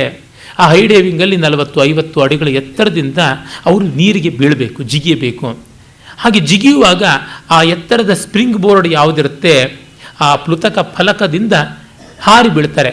ಹಾಗೆ ಹಾರುವಾಗ ಮೇಲಕ್ಕೆ ಚಿಮ್ಮಿ ಕಾಲನ್ನು ಕೈಗಳಿಂದ ಬಿಗಿ ಹಿಡ್ಕೊಂಡು 2 ಪಲ್ಟಿ 3 ಪಲ್ಟಿ ಹಾಗೆ ಹೊಡೆಯೋದು, ಅಥವಾ ಇಡೀ ಮೈಯನ್ನೇ ನಿಟಾರಾಗಿ ಮಾಡಿಕೊಂಡು ಅದನ್ನು ಒಂದು ಗಿರ್ರನೆ ತಿರುಗಿಸಿಕೊಂಡಿದ್ದನ್ನು ಬುಗುರಿ ಹಾಗೆ ಮೈಯನ್ನು ಆಡಿಸಿಕೊಂಡು ಬೀಳೋದು, ಅಥವಾ ಕೈಗಳನ್ನು ಒಂದು ಬಾಣದಂತೆ ಚೂಪಾಗಿ ಚಾಚಿಕೊಂಡು ದಬಕ್ಕಂತ ನೇರವಾಗಿ ಬೀಳೋದು ಉಂಟು. ಆ ಡೈವಿಂಗ್ನಲ್ಲಿ ಏನೇ ಸರ್ಕಸ್ ಮಾಡಲಿ ಅತೀ ಕಡಿಮೆ ನೀರು ಹಾರುವಂತೆ ನೀರೊಳಗೆ ಬೀಳಬೇಕು ಅಂತಿರುವಂಥದ್ದು. ಹೆಚ್ಚು ನೀರು ಹಾರಿಸಿದಷ್ಟೂ ಅವರು ಪಟುವಾದಂಥ ಕೆಲಸಗಾರರಲ್ಲ, ಆ ಕ್ರೀಡಾಪಟುತ್ವ ಅವರಿಗಷ್ಟು ಇಲ್ಲ ಅಂತನ್ನುವಂಥ ತೀರ್ಮಾನ. ಅಂದರೆ ಯಾವ ಡಿಸ್ಟರ್ಬೆನ್ಸ್ ನೀರಿಗಾಗದೆ ಜಲಚ್ಛೇದ ತಾನಾಗಿ ಸಹಜ ಎಂಬಂತಾಗಿ ಅದು ನುಂಗಿದಂತೆ ಇರಬೇಕು ಅಂತ. ಹಾಗೆ ನಮಗೆ ಯಾವ ಡಿಸ್ಟರ್ಬೆನ್ಸ್ ಇಲ್ಲದೆ ಮಂತ್ರ ಅನಾಮತ್ತಾಗಿ ನೀರಿನೊಳಗೆ ಮೆಲ್ಲಗೆ ಇಳಿಬಿಟ್ಟ ಸೀಸದ ಗುಂಡು ಗಬಕ್ಕಂತ ತಳಾತಳವನ್ನು ಹೇಗೆ ಮುಟ್ಟುತ್ತೋ ಹಾಗೆ ಮುಟ್ಟಬೇಕು ಅನ್ನುವಂಥದ್ದು ಮಂತ್ರವನ್ನು ಅಂತರ್ಗತ ಮಾಡಿಕೊಳ್ಳುವ ಬಗ್ಗೆ, ಇಂಟರ್ನಲೈಸಿಂಗ್ ದಿ ಮಂತ್ರ ಅಂತ ಗೊತ್ತಾಗುತ್ತೆ. ಇದು ಜಗತ್ತಿನ ಯಾವ ವಿಷಯವನ್ನು ನಾವು ಸ್ವೀಕರಿಸುವ ಬಗೆನೇ ಅಂತ ಗೊತ್ತಾಗುತ್ತೆ. ಈ ಪ್ರಯತ್ನವೇ ಸಾಧಕನ ಮುಖ್ಯ ಲಕ್ಷಣ ಅನ್ನುವಂಥದ್ದನ್ನು ಇಲ್ಲಿ ಕಾಣಬಹುದು. ಅಲ್ಲಿ ಭಾಷ್ಯಕಾರರು ಹೇಳ್ತಾರೆ, ಜಯರಥ ತಿಳಿಸ್ತಾನೆ, ಕ್ಷೇಮರಾಜ ತಿಳಿಸ್ತಾನೆ, ಯಾವ ರೀತಿಯಾಗಿ ಸಾಧಕ ಮಂತ್ರದ ಬಗ್ಗೆ ಗಮನ ಇಟ್ಟಿರಬೇಕು ಅಂದರೆ ಆಕಾಶದಲ್ಲಿ ಹದ್ದು ಹಾರತಾ ಇರತಕ್ಕಂಥದ್ದು ಭೂಮಿಯಲ್ಲಿ ಎಲ್ಲಿಯೋ ತನ್ನ ಆಹಾರವನ್ನು ಕಂಡ ತಕ್ಷಣ ರೊಯ್ಯನೆ ಅಲ್ಲಿಗೆ ಬಂದು ಹೇಗೆ ಹಿಡ್ಕೊಳ್ಳುತ್ತೋ ಆ ರೀತಿಯಾಗಿ ಮಂತ್ರಾಕ್ಷರಗಳನ್ನು ತನ್ನೊಳಗೆ ಸೇರಿಸಿಕೊಳ್ಳಬೇಕು. ಬಿಲ್ಲಿನಿಂದ ಬಾಣ ಹೇಗೆ ವೇಗವಾಗಿ ನುಗ್ಗುತ್ತದೆಯೋ ಆ ರೀತಿ ತಾನು ಆ ಮಂತ್ರದಲ್ಲಿ ಪ್ರವೇಶ ಮಾಡಬೇಕು ಅಂತ ಹೇಳ್ತಾರೆ. ಹೀಗೆ ಯಾವ ವ್ಯವಧಿ ಇಲ್ಲದೆ ಮಾಡುವ ಪ್ರವೇಶವನ್ನು ಪಾರಿಭಾಷಿಕವಾಗಿ ಬಿಂದು ಅಂತ ಕರೀತಾರೆ. ಅದರ ಪ್ರಯತ್ನವನ್ನು ವಿಮರ್ಶ ಅಂತ ಕರೀತಾರೆ. ಮತ್ತು ಈ ಮಂತ್ರವನ್ನು ಅಭ್ಯಂತರವಾಗಿ ಮಾಡುವುದು ಅಂದರೆ ಒಳಗೆ ಮಾಡುವಂಥದ್ದು, ಬಾಹ್ಯವಾಗಿ ಮಾಡುವಂಥದ್ದು ಎರಡೂ ಉಂಟು. ಈ ಒಳಗೆ ಮಾಡ್ತಕ್ಕಂಥದ್ದನ್ನು ನಾವು ಉಪಾಂಶ ಅಂತ ಕರಿತೀವಿ, ವ್ಯಕ್ತವಾಗಿ ಮಾಡ್ತಕ್ಕಂಥದ್ದನ್ನು ಪ್ರಕಟ ಉಚ್ಚೈಹಿ ಅಂತ ಕರಿತೀವಿ. ಅಲ್ಲಿ ಉಪಾಂಶವಿನಲ್ಲಿ ತುಟಿ ಆಡ್ತಾ ಇರುತ್ತೆ. ಹಾಗೂ ಆಗದೇ ಇರಬೇಕು ಅಂದರೆ ಮಾನಸ ಅಂತ, ಮಾನಸ, ಉಪಾಂಶು ಮತ್ತು ವ್ಯಕ್ತ ಅಂತ 3 ತರಹ ಉಂಟು. ಅದಕ್ಕೆ ಫಲಗಳನ್ನು ಹೇಳ್ತಾರೆ. ವ್ಯಕ್ತವಾಗಿ ಮಾಡೋದ್ರಿಂದ ತಮೋಗುಣ ನಾಶವಾಗುತ್ತೆ, ಉಪಾಂಶವಾಗಿ ಮಾಡೋದ್ರಿಂದ ರಜೋಗುಣ ನಾಶವಾಗುತ್ತದೆ, ಮತ್ತು ಮಾನಸವಾಗಿ ಮಾಡಿದ್ರೆ ಸತ್ವಗುಣವೂ ಕರಗಿ ನಾವು ಗುಣಾತೀತರಾಗ್ತೀವಿ ಅಂತನ್ನುವಂಥದ್ದು. ಯಾಕೆಂದರೆ ಈ ತಮೋಗುಣದ ಆಲಸ್ಯದ ಜಡತ್ವದ ಲಕ್ಷಣ ಯಾವುದಿದೆ ಅದು ಹೋಗಬೇಕು ಅಂದರೆ ಜೋರಾಗಿ ಹೇಳಿದಾಗ ಆಗ ನಮ್ಮ ಬಾಯಿ ಕೆಲಸ ಮಾಡ್ತಾ ಇರುತ್ತೆ ಮತ್ತು ಮೈ ಕೈಗಳು ಕೂಡ ಪಟುವಾಗಿರ್ತವೆ. ಹಾಗಲ್ಲದೆ ರಾಜಸ ಸ್ವಭಾವದಲ್ಲಿ ರಜೋಗುಣದಲ್ಲಿ ಪ್ರದರ್ಶನ ರತಿ ಹೆಚ್ಚಾಗಿರುತ್ತೆ. ನಾನು ಇಂಥ ದೊಡ್ಡ ಜಪ ಮಾಡ್ತಾ ಇದ್ದೀನಿ ಅಂತ 4 ಬೀದಿಗೂ ಕೇಳೋ ಥರ ಮಾಡಬೇಕು ಅಂತ, ಹಾಗಲ್ಲ ಅಂತ ಅದನ್ನು ಸಬ್ಡ್ಯೂ ಮಾಡಿಕೊಳ್ಳಬೇಕು ಅನ್ನೋದು ಉಪಾಂಶ. ಹಾಗಾಗಿ ಅದು ರಜೋಗುಣವನ್ನು ಮೀರುವಂಥದ್ದು ಅಂತ. ಹಾಗಂದರೆ ನಾನೂ ಒಂದು ಮಂತ್ರ ಹೇಳ್ತೀನಿ ಅಂತನ್ನುವ ಒಂದು ಇನ್ನೂ ಗೂಢವಾದ ಒಂದು ಅಭಿಮಾನ ಇರುತ್ತಲ್ಲ, ಅದು ಹೋಗುವಂತೆ ಮಾನಸವಾದದ್ದು. ಯಾವ ಕೆಲಸ ಮಾಡುವಾಗಲೂ ಏನು ಮಾಡುವಾಗಲೂ ಗೋಚರವಾಗದೆ ಬೇರೆಯವರಿಗೆ ಮಾಡತಕ್ಕದ್ದು. ಕೆಲವರು ಜಪ ಮಾಡುವುದು ಕಾಣಿಸಬಾರದು ಅಂತ ಗೋಮುಖಿ ಅಂತ ಒಂದು ಕೈಗವಸ್ ಥರ ಇರುತ್ತೆ, ಗ್ಲೌಸ್ ಥರ, ಅದನ್ನು ಹಾಕ್ಕೊಳ್ತಾರೆ. ಆ ಗೋಮುಖಿ ಹಾಕ್ಕೊಳ್ಳೋದ್ರಿಂದ ಇನ್ನೂ ಎದ್ದು ಕಾಣಿಸುತ್ತೆ ಇವರು ಜಪ ಮಾಡ್ತಾ ಇದ್ದಾರೆ ಅಂತನ್ನುವಂಥದ್ದು.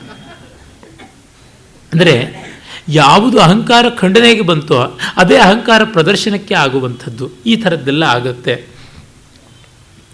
ಆಮೇಲೆ ಮುಂದಿನ ಸೂತ್ರ ಹೇಳುತ್ತದೆ, ವಿದ್ಯಾ ಶರೀರ ಸತ್ತ ಮಂತ್ರರಹಸ್ಯಂ ಅಂತ.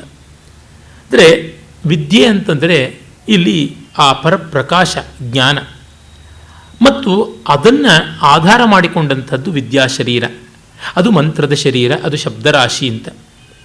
ಅದೇ ಪರಮಸತ್ಯ, ಅದು ಬಿಟ್ಟು ಇನ್ಯಾವುದೂ ಅಲ್ಲ. ಅದನ್ನು ಅರ್ಥ ಮಾಡಿಕೊಳ್ಳುವುದೇ ಮಂತ್ರರಹಸ್ಯ ಅಂತ. ಅಂದರೆ ಮಂತ್ರದ ವರ್ಣಗಳು ಯಾವುದಿವೆ, ಅಕ್ಷರಗಳು ಯಾವುದಿವೆ, ಅವುಗಳ ಅಸ್ತಿತ್ವವನ್ನು ಅರ್ಥ ಮಾಡಿಕೊಳ್ಳುವಂಥದ್ದೇ ನಿಜವಾಗಿ ಮಂತ್ರರಹಸ್ಯ ಅಂತ ಹೇಳ್ಬಿಟ್ಟು ಅಂತಾರೆ. ಆಮೇಲೆ ಈ ಮಂತ್ರಗಳ ಶಕ್ತಿಯನ್ನು ಮಾತ್ರಕ ಅಂತ ಕರೀತಾರೆ. ಅಂದರೆ ಎಷ್ಟು ಅಕ್ಷರಗಳಿವೆ, ಆ ಅಕ್ಷರಗಳ ಉತ್ಪತ್ತಿ ಸ್ಥಾನಗಳು ಯಾವುವು, ಅವುಗಳಿಂದ ಹೊರಡತಕ್ಕಂಥ ನಾದದ ಕ್ರಮ ಏನು, ಈ ಥರದ್ದು. ಸರ್ವೇ ವರ್ಣಾತ್ಮಕ ಮಂತ್ರಾಸ್ತೆ ಚ ಶಕ್ತ್ಯಾತ್ಮಕ ಪ್ರಿಯೆ ಶಕ್ತಿಸ್ತು ಮಾತ್ರಕಾ ಜ್ಞೇಯ ಸಾಚ ಜ್ಞೇಯ ಶಿವಾತ್ಮಿಕ ಅಂತ ಕಡೆಗೆಲ್ಲವನ್ನೂ ಶಿವನಿಗೆ ಸೇರ್ಪಡಿಸುವಂಥದ್ದು ಆಗಿಬಿಡುತ್ತೆ.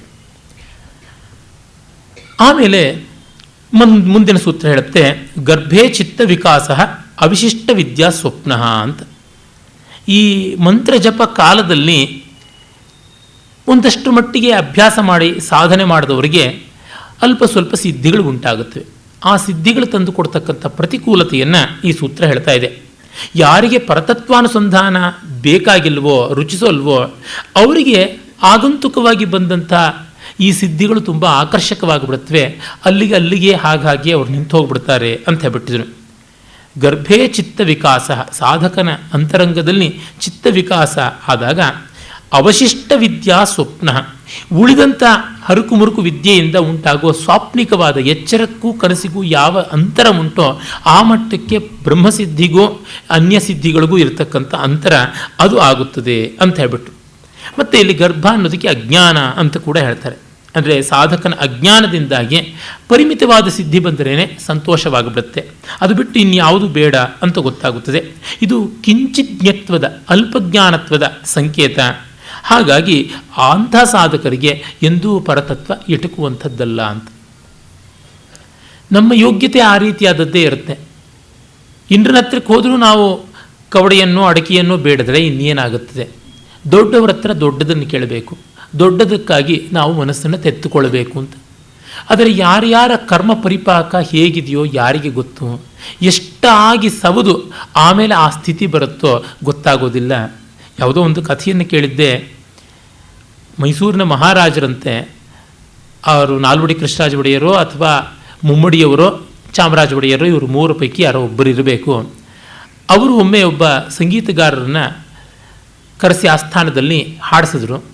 ಹಾಡಿಸಿದ ಮೇಲೆ ಅದ್ಭುತವಾದ ಕಾರ್ಯಕ್ರಮ ಕೊಟ್ಟರು.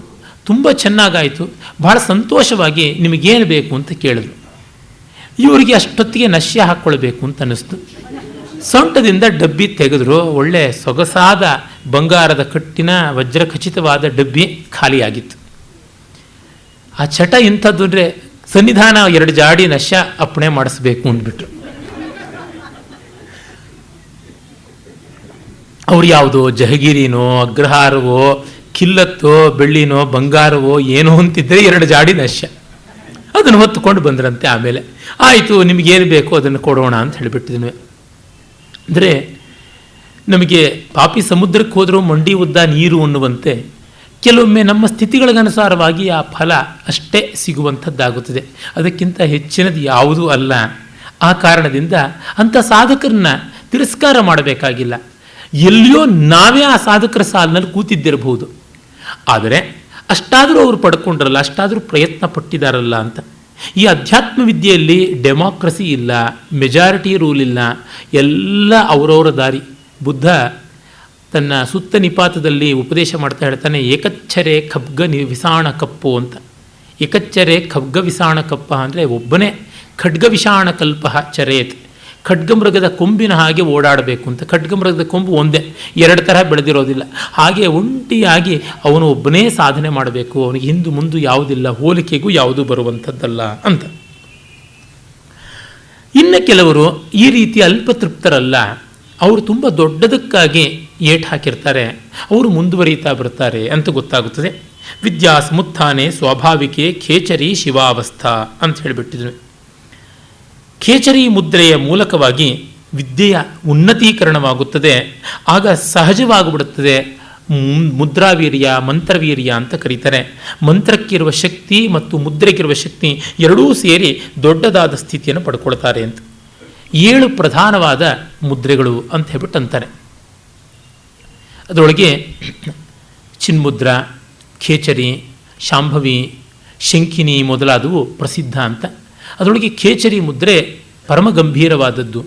ಅದರೊಳಗೆ 2 ತರಹ ಹೇಳ್ತಾರೆ, ಅಂತಃಖೇಚರಿ, ಬಹಿಷ್ಕೇಚರಿ ಅಂತ. ಖ ಅಂದರೆ ಆಕಾಶ, ಖಂ ಖೇ ಆಕಾಶೆ ಚರತಿ ಇತಿ ಖೇಚರಿ ಅಂತ. ಮುದ್ರಾ ಸ್ತ್ರೀಲಿಂಗವಾದ್ದರಿಂದ ಚರಿ ಅಂತ ಸ್ತ್ರೀಲಿಂಗವಾಗಿದೆ. ಅಂದರೆ ಆಕಾಶದಲ್ಲಿ ವಿಹಾರ ಮಾಡುವುದು ಅಂತ. ಯಾವ ಆಕಾಶ? ತಂತ್ರಶಾಸ್ತ್ರದಲ್ಲಿ ವೇದಾಂತದಲ್ಲಿ ಅನೇಕ ಆಕಾಶಗಳು ಬರುತ್ತವೆ.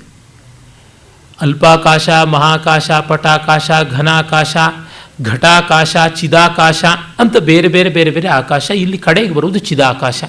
ಚಿದಾಕಾಶದಲ್ಲಿ ಅಂದರೆ ಚಿತ್ಖೆ ಚರತಿ, ಚಿತ್ತನ್ನುವ ಆ ಒಂದು ಜ್ಞಾನದ, ಕೇವಲ ಜ್ಞಾನದ ಆಕಾಶದಲ್ಲಿ ವಿಹಾರ ಮಾಡುವಂಥ ಮುದ್ರೆ, ವಿಹಾರ ಮಾಡುವ ಶಕ್ತಿ ಅಂತ. ಅಂದರೆ ಸಂಪೂರ್ಣ ಅರಿವಿನಲ್ಲಿ ಸಂಚರಿಸುವಂತಹ ಯೋಗ್ಯತೆ ಅಂತ ಅರ್ಥ. ಸಂಪೂರ್ಣ ಅರಿವು ಅಂತಂದರೆ ಏನು? ವಸ್ತುಸ್ಥಿತಿಯ ಸಮ್ಯಕ್ಕಾದ ಜ್ಞಾನ. ಇದರ ಯೋಗ್ಯತೆ ಇಷ್ಟೇ, ಇದು ಹೀಗೆ, ಇದಕ್ಕೆ ಹೆಚ್ಚಿಲ್ಲ, ಇದಕ್ಕೆ ಕಡಿಮೆ ಇಲ್ಲ ಅಂತ ಬಂದರೆ ನಮಗೆ ತನ್ನಂತೆ ತಾನೇ ನೆಮ್ಮದಿ ಬರುತ್ತೆ, ದುಃಖದಲ್ಲೂ ನೆಮ್ಮದಿ ಬರುತ್ತೆ. ಇಂದು ಮಧ್ಯಾಹ್ನ ನನ್ನ ಮನೆಗೆ ನನ್ನ ಪರಿಚಿತರು ಒಬ್ಬಾಕೆ ಬಂದಿದ್ದರು. ಒಳ್ಳೆಯ ಸಂಶೋಧಕರು, ಕಲಾ ವಿಷಯದಲ್ಲಿ ಚೆನ್ನಾಗಿ ಅಧ್ಯಯನ ಮಾಡಿದಂಥವರು, ಚಿಕ್ಕ ವಯಸ್ಸಿನವರು, ಪಾಪ ಬಹಳ ಸಾಧ್ವಿಮಣಿಯವರು. ಅವರಿಗೆ ಆರೋಗ್ಯದ ತುಂಬ ಸಮಸ್ಯೆ, ಹಲವು ಕಾಲಗಳ ಹಿಂದೆ ಬೆನ್ನಿನ ಸಮಸ್ಯೆ ಇತ್ತು, ಈಚೆಗೆ ಹೃದಯದ ಸಮಸ್ಯೆ ಕೂಡ ಆಯಿತು, ತುಂಬ ನೋವು. ಆದರೆ ಅವರು ಒಂದು ಮಾತನ್ನು ಹೇಳಿದ್ರು, ಅದು ತುಂಬ ಅದ್ಭುತವಾಗಿತ್ತು ನನಗೆ. ಏಕೆಂದರೆ ಈಚೆಗೆ ಕೆಲವು ದಿವಸಗಳಿಂದ ನನಗೆ ಅದು ಮತ್ತೆ ಮತ್ತೆ ಬಂದಂಥ ಅನುಭವ, ಅವರಿಗೂ ಅದೇ ಆಗಿದೆಯಲ್ಲ ಅಂತ ಒಂದು ಆಶ್ಚರ್ಯ, ಕುತೂಹಲ ಉಂಟಾಯಿತು. ಅದೇನೆಂದರೆ ಅವರು ಹೇಳಿದ್ದು, ಈಚೆಗೆ ಒಂದು ವಾರದ ಕೆಳಗೆ ತುಂಬ ನೋವು ಬಂತು. ಆ ನೋವನ್ನು ನಾನು ನೋವಲ್ಲ ಅನ್ನುವಂತೆ ವಿಶ್ಲೇಷಣೆ ಮಾಡೋಕ್ಕೆ ತೊಡಗಿದೆ. ಇದು ನೋವು, ಇದು ಹೃದಯ ಸಂಬಂಧಿಯಾದ ಕಾಯಿಲೆಯಿಂದ ಬರೋದು, ಇದು ಯಾವ ರೀತಿ ಅಪಧಮನಿ ಅಭಿಧಮನಿಗಳು ಅಂತಂತಾರೆ, ಮಹಾಭಿಧಮನಿ ಮಹಾಪಧಮನಿ ಅಂತೆಲ್ಲ ಕರೀತಾರಲ್ಲ, ನಮಗೆ ಗೊತ್ತಿರುವಂತೆ ಅಯೋರ್ಟ ಅಂತ, ಅದು ಬಲಗಡೆಯಿಂದ ಹೋಗುತ್ತೆ, ಎಡಗೈಯಿಂದ ಹಾದು ಹೋಗುತ್ತೆ, ಎಡಗೈ ಯದ್ವಾ ತದ್ವಾ ನೋವಾದಾಗ ಗೊತ್ತಾಗುತ್ತೆ ಹೃದಯಕ್ಕೆ ಬಾಧೆ ಬಂದಿದೆ ಅಂತೆಲ್ಲ. ಆ ನೋವನ್ನೇ ವಿಶ್ಲೇಷಣೆ ಮಾಡಿಕೊಂಡು ಇದು ಎಲ್ಲಿಂದ ಬಂತು, ಏನಾಯಿತು, ಇದೇ ಸಂಬಂಧ ಅಲ್ವಾ ಅಂತ ಹೀಗೆ ಯೋಚನೆ ಮಾಡ್ತಾ ಇದ್ದಾಗ ನೋವಿರೋದು ಮರ್ತು ಹೋಗ್ತಾ ಇತ್ತು. ಮತ್ತೆ ಸಾವು ಬರುತ್ತೆ, ಬಂದತ್ತೆ, ಬರುತ್ತೆ, ಹೋಗುತ್ತೆ, ನಾನು ಹೋಗ್ತೀನಿ, ಏನು ಅನ್ನುವಂಥ ಸ್ಥಿತಿ ಬಂತು ಅಂತ. ಅದು ಬಹಳ ನಿಜ ಅನಿಸುತ್ತೆ. ಚಿಗೊಂದು 4 ವರ್ಷಗಳ ಕೆಳಗೆ ನನ್ನ ಅಣ್ಣ ಸ್ಲಿಪ್ ಡಿಸ್ಕ್ ಆಗಿ ಮಲಗಿದ್ದ. ಅವನು ಯೋಗ ವಾಸಿಷ್ಠವನ್ನು ತುಂಬ ಗಾಢವಾಗಿ ಮನನ ಮಾಡ್ತಾ ಇದ್ದ. ಯೋಗ ವಾಸಿಷ್ಠ ಒಂದು ಕಡೆ, ಆಮೇಲಿಂದ ನಮ್ಮ ಗೌಡಪಾದರ ಮಾಂಡುಕ್ಯ ಕಾರಿಕಾ ಒಂದು ಕಡೆಗೆ. ಇನ್ನೊಬ್ಬರು ನನ್ನ ಸ್ನೇಹಿತರು, ಸಂಸ್ಕೃತ ವಿದ್ವಾಂಸರು, ಸಾಧಕರು ಬಂದಿದ್ದರು. ಅವರು ಮಾತಾಡ್ತಾ ಇದ್ದಾಗ ಇವನು ಮತ್ತೆ ಆ ಒದ್ದಾಟದ ನೋವು ತುಂಬ ಇರುತ್ತಂತೆ, ಅದು ನಮಗೆ ಅರ್ಥವಾಗುವಂಥದ್ದಲ್ಲ, ಆ ನೋವು ಅವರಿಗೆ ಗೊತ್ತು. ಆ ನೋವನ್ನು ನನ್ನದಲ್ಲ ಇದು ದೇಹಕ್ಕೆ ಸಂಬಂಧಪಟ್ಟಿದ್ದು ಅಂತ ವಿಶ್ಲೇಷಣೆ ಮಾಡಿಕೊಳ್ಳುವ ಮೂಲಕ ಒಂದು ರೀತಿ ತಮಗೆ ತಾವೇ ಅರಿವಳಿಕೆಯನ್ನು ತಂದುಕೊಂಡು ಹಿಪ್ನಟೈಸ್ ಮಾಡಿಕೊಂಡು ನೋವಿಂದ ಬೇರ್ಪಡುವಂಥದ್ದು, ದೇಹಭಾವವನ್ನು ಅಮಾನತ್ನಲ್ಲಿಡೋದು, ಸಸ್ಪೆಂಡಿಂಗ್ ದ ಬಾಡಿ ಕಾನ್ಷಿಯಸ್ನೆಸ್ ಮಾಡುವಂಥ ಪ್ರಯತ್ನ ಅಂತ.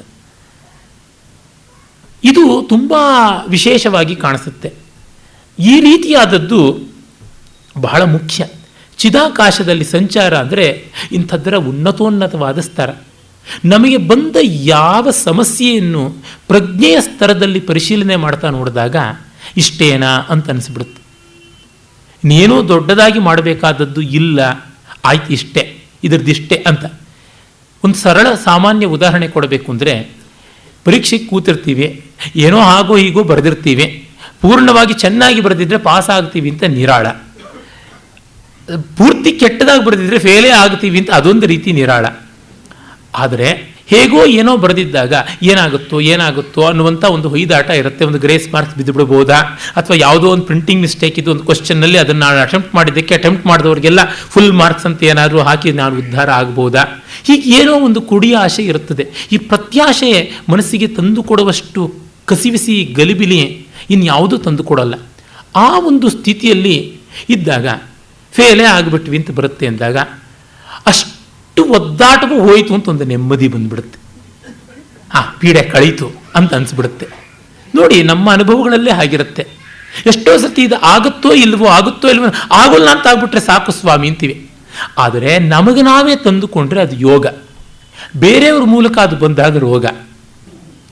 ಅನ್ಯ ಪ್ರೇರಿತವಾಗಿ ಅನ್ಯಾಯತ್ತವಾಗಿ ನಮಗಿದು ಬಂದಾಗ ಕಷ್ಟ. ಇದು ಹೀಗೇನೆ ಬಿಡು, ಅದನ್ನು ಕಿತ್ತಾಕೋಣ ಅಂತ ನಮಗೆ ನಾವು ನೆಮ್ಮದಿಯನ್ನು ತಂದುಕೊಳ್ಳುವಂಥದ್ದು ಅದು ಚಿದಾಕಾಶದ ವಿಹಾರದ ಲಕ್ಷಣವೇ, ಇನ್ಯಾವುದೂ ಅಲ್ಲ.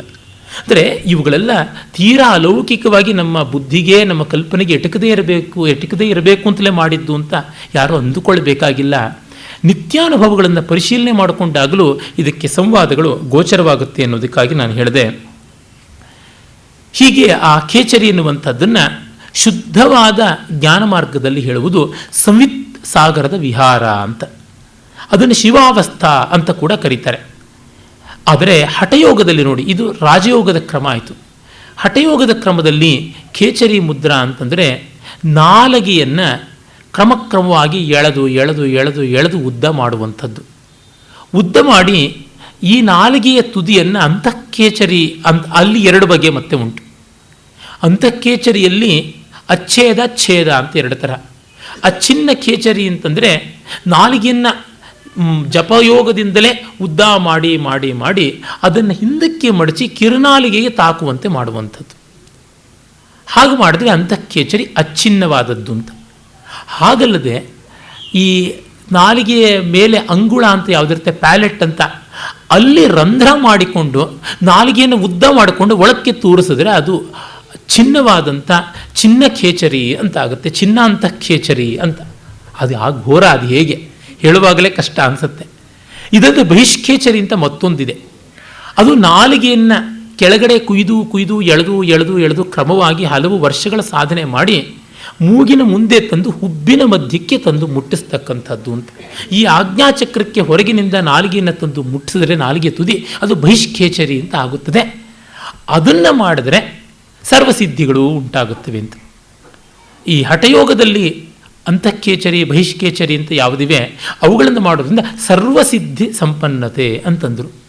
ಹಾಗಲ್ಲದೆ ರಾಜಯೋಗದಲ್ಲಿ ಯಾವ ಒಂದು ಸಮಯಾಚಾರದಲ್ಲಿ ಮಾಡುವ ಖೇಚರಿ ಇದೆ ಅದರಿಂದ ಮೋಕ್ಷ ಬ್ರಹ್ಮಾನಂದ ಅಂತ ಕರೀತಾರೆ. ಇದು ಎರಡನ್ನೂ ನಾನು ಮಾಡಿ ನೋಡಿದವನಲ್ಲ, ಗೊತ್ತಿಲ್ಲ ನನಗೆ, ಅಷ್ಟಂತೂ ಹೇಳ್ತಾ ಇದ್ದೀನಿ. ಆಮೇಲೆ ಇದಕ್ಕೆ ಮಂತ್ರಕ್ಕೆ ಒಂದು ಆಸನ ಇರುತ್ತೆ, ಅದಕ್ಕೊಂದು ಮುದ್ರೆ ಇರುತ್ತೆ. ಇವೆಲ್ಲವೂ ಇದ್ದೇ ಇರುವಂಥದ್ದು.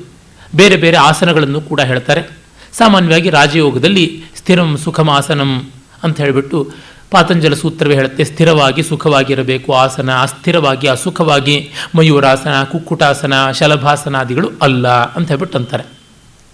ಸುಖವಾದ ಆಸನ ಅಂತ.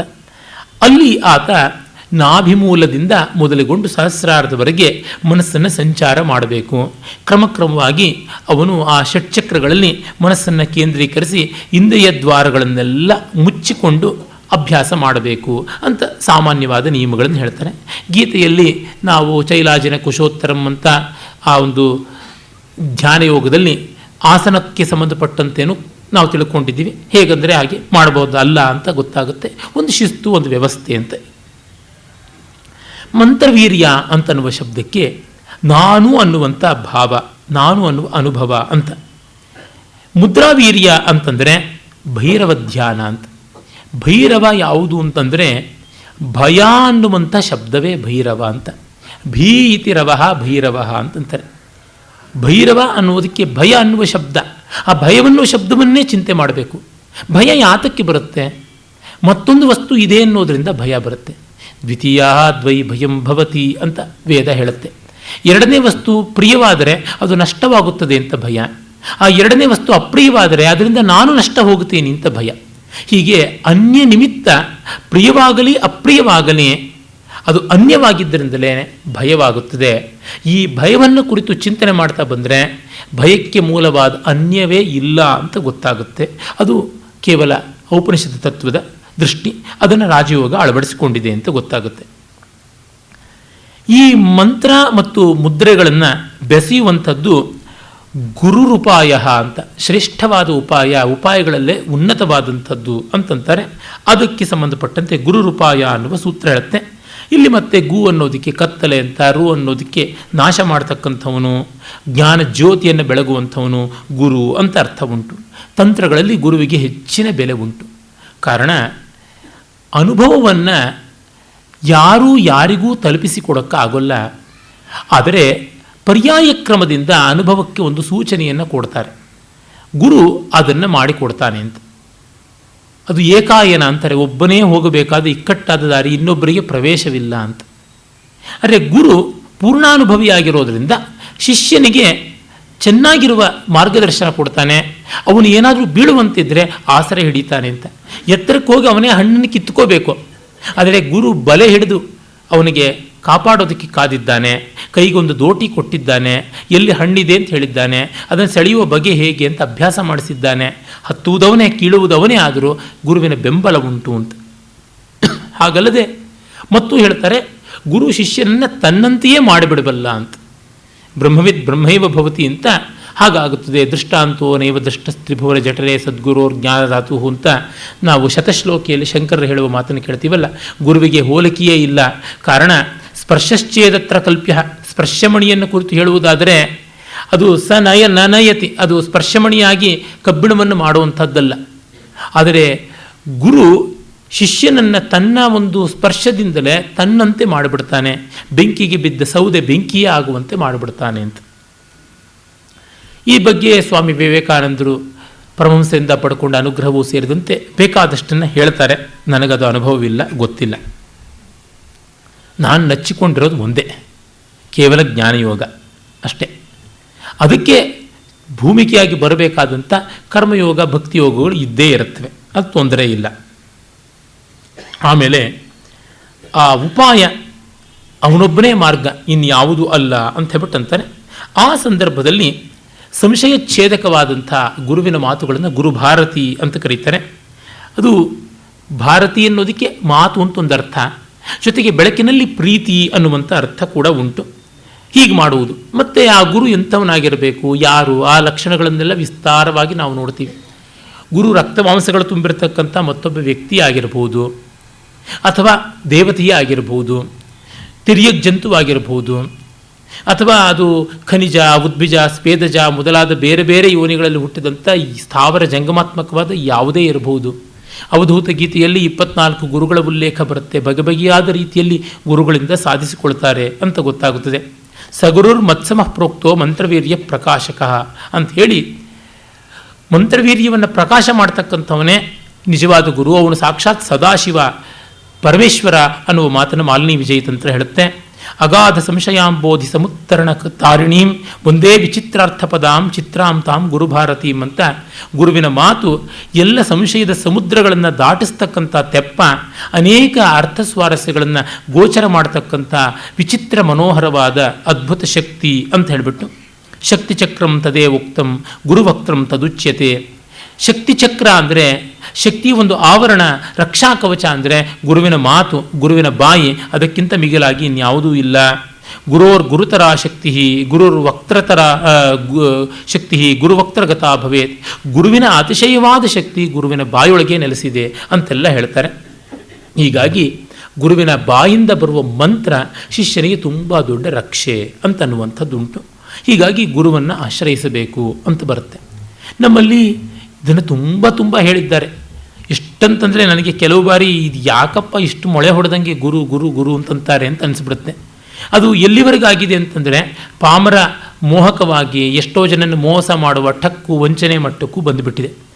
ತುಂಬ ಜನ ಕೇಳ್ತಾರೆ. ಮೊನ್ನೆ ಕೂಡ ಒಬ್ಬರು ಇಲ್ಲಿ ಕೇಳಿದ್ರು, ನೀವು ಯಾತಕ್ಕೆ ಬಂದಾಗ ಎದ್ದು ನಿಲ್ಲಬಾರ್ದು ಅಂತ ನಮಗೆ ಶಾಸನ ಕೊಟ್ಟಂತ ಹೇಳ್ತೀರಾ, ನಾವು ಗೌರವ ತೋರಿಸಬಾರ್ದೆ, ನಮ್ಮ ಮಕ್ಕಳು ಚಿಕ್ಕವರು, ಅವರುಗಳಿಗೆಲ್ಲ ನಾವು ದೊಡ್ಡವರು ಬಂದರೆ ಎದ್ದು ನಿಂತ್ಕೊಳ್ಬೇಕು ಅಂತ ಹೇಳ್ತೀವಿ, ನೀವು ಮಾತ್ರ ಹೀಗೆ ನಮಗೆ ಯಾಕೆ ಹೇಳ್ತೀರಾ ಅಂತ. ಅದನ್ನೆಲ್ಲ ನೀವು ಯಾರನ್ನು ಗುರು ಅಂತ ಸ್ವೀಕರಿಸಿದ್ದೀರೋ ಮತ್ತು ನಿಮ್ಮನ್ನು ಶಿಷ್ಯರು ಅಂತ ಯಾರು ಸ್ವೀಕರಿಸಿದ್ದಾರೋ ಅವ್ರಿಗೆ ಮಾಡಿ. ನಾನು ಗುರುವೂ ಅಲ್ಲ, ನೀವು ಶಿಷ್ಯರೂ ಅಲ್ಲ ಅಂತ ನಾನಿರೋದ್ರಿಂದ ನನಗದು ಯಾವುದೂ ಬೇಕಿಲ್ಲ ಅಂತ ನನ್ನ ತೀರ್ಮಾನ. ಏಕೆಂದರೆ ತೊಡೆಯಬಾರದ ಬರಹ ಬರೆಯಬಾರದು ನೋಡ ಅಂತ ಅಲ್ಲಮ್ಮ ಪ್ರಭುಗಳು ಹೇಳ್ತಾರೆ. ಅಳಿಸಲಾಗದ ಬರಹವನ್ನು ಬರೆಯಬಾರದು ಅಂತ. ಹಾಗೆಯೇ what we can't gulp should not be chewed ಅಂತ ಇಂಗ್ಲೀಷ್ ಗಾದೆ. ನುಂಗಲಾಗದ್ದನ್ನು ಅಗಿಯಬಾರ್ದು, ಆಗ ಉಗಿಯೋದೇ ಆಗುತ್ತದೆ. ನಮಗ್ಯಾತಕ್ಕೆ ಆ ಕಷ್ಟ ಬೇಡ. ಇರೋ ಗೌರವವೇ ಕಷ್ಟ ಆಗಿಬಿಡುತ್ತೆ, ಇರುವ ಅಶಕ್ತಿಗೆ ತಾಳೋಕ್ಕಾಗೋದಿಲ್ಲ. ಇನ್ನೂ ಮಿಕ್ಕಿದ್ದಾಗಿರುವಂಥದ್ದು ಬಂದುಬಿಟ್ರೆ ಗತಿ ಏನು? ಅದಕ್ಕಾಗಿ ಅಷ್ಟೇ, ಗೌರವಾಗಿ ಇರುವ ಯಾವುದಾದ್ರೂ ಇದ್ದಲ್ಲಿ ಅದು ನಿಮ್ಮ ಪಾಡಿಗೆ ನೀವು ಇಟ್ಟುಕೊಳ್ಳಿ, ನನಗೆ ಅದು ವ್ಯಕ್ತೀಕರಣ ಕೂಡ ಬೇಕಾಗಿಲ್ಲ ಅಂತಂತೀನಿ. ಯಾಕೆಂದರೆ ನಾನು ಈ ಥರದ್ದನ್ನೆಲ್ಲ ಒಂದು ಇನ್ಫಾರ್ಮೇಷನಿನ ಮಟ್ಟದಲ್ಲಿ ಹೇಳಬಲ್ಲೆ.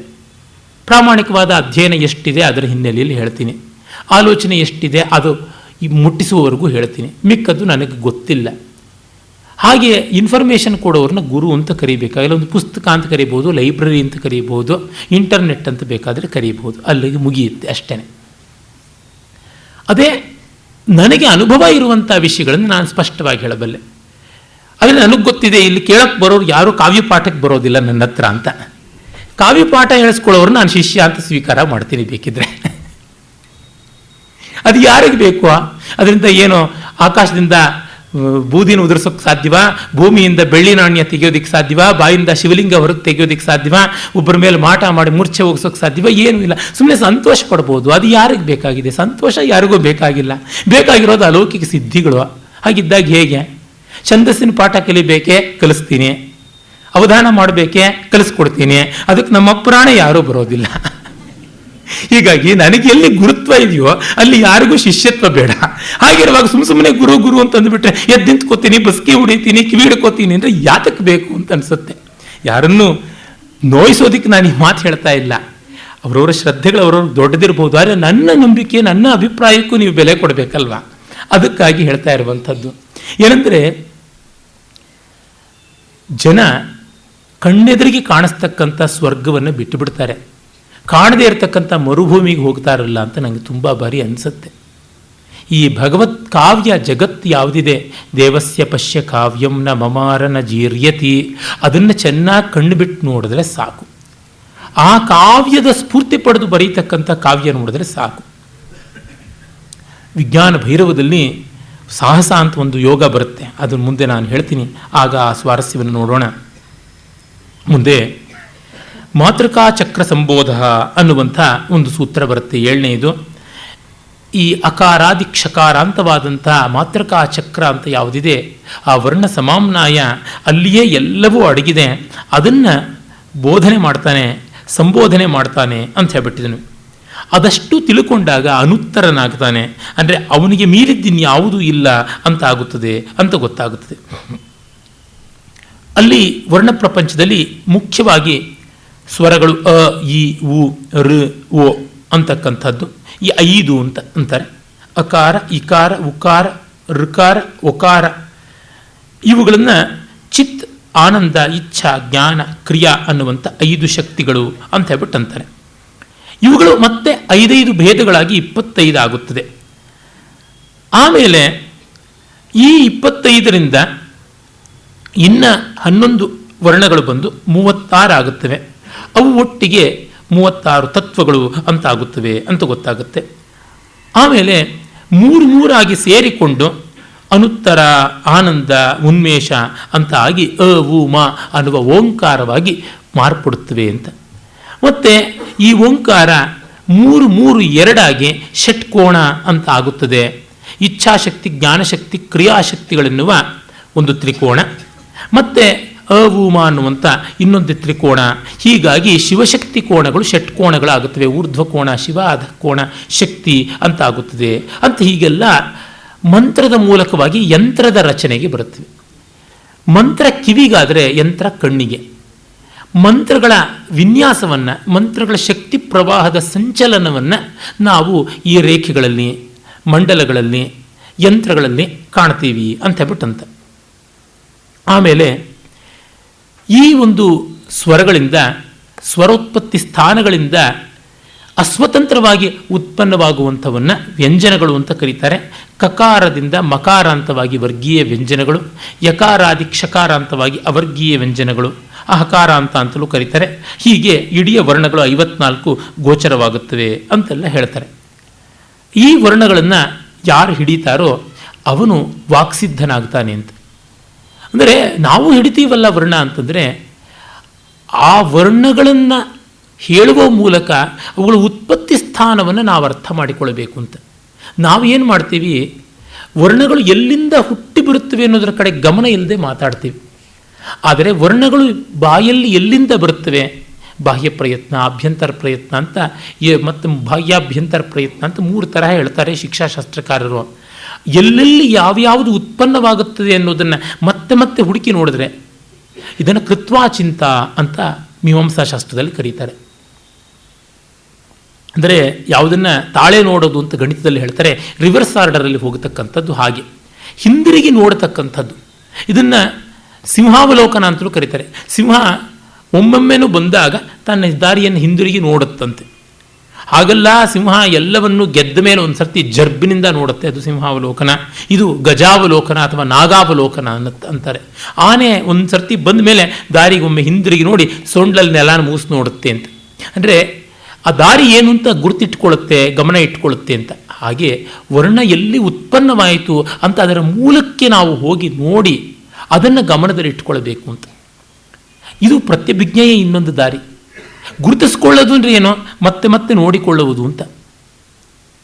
ಹೀಗೆ ಮಾಡುವ ಮೂಲಕವಾಗಿ ವಾಕ್ಸಿದ್ಧಿ ಉಂಟಾಗುತ್ತದೆ. ಅಂದರೆ ಏನರ್ಥ? ನಮ್ಮ ವಾಕ್ಕು ಎಲ್ಲಿಂದ ಬಂತು ಅಂತ ಯೋಚನೆ ಮಾಡುವುದು. ನಾವು ಯಾವುದೇ ಕೆಲಸವನ್ನು ಮಾಡುವಾಗ ನಮಗೆ ಗೊತ್ತಿಲ್ಲದೆಯೇ ಯಾವುದೋ ಚೋದನೆಗಳಿಂದ ಪ್ರಾಣಿಧರ್ಮ ಪ್ರೇರಿತವಾಗಿ ಆಹಾರ, ನಿದ್ರಾ, ಭಯ, ಮೈಥುನ ಇತ್ಯಾದಿಗಳಿಂದ ನಾವು ಪ್ರೇರಿತವಾಗಿ ಮಾಡ್ತೇವೆ. ಹಾಗೆ ಪ್ರೇರಿತವಾಗಿ ಮಾಡುವಾಗ ಅದರ ಪ್ರಜ್ಞಾಸ್ತರ ಏನು ಅಂತ ಗೊತ್ತಾಗೋಲ್ಲ.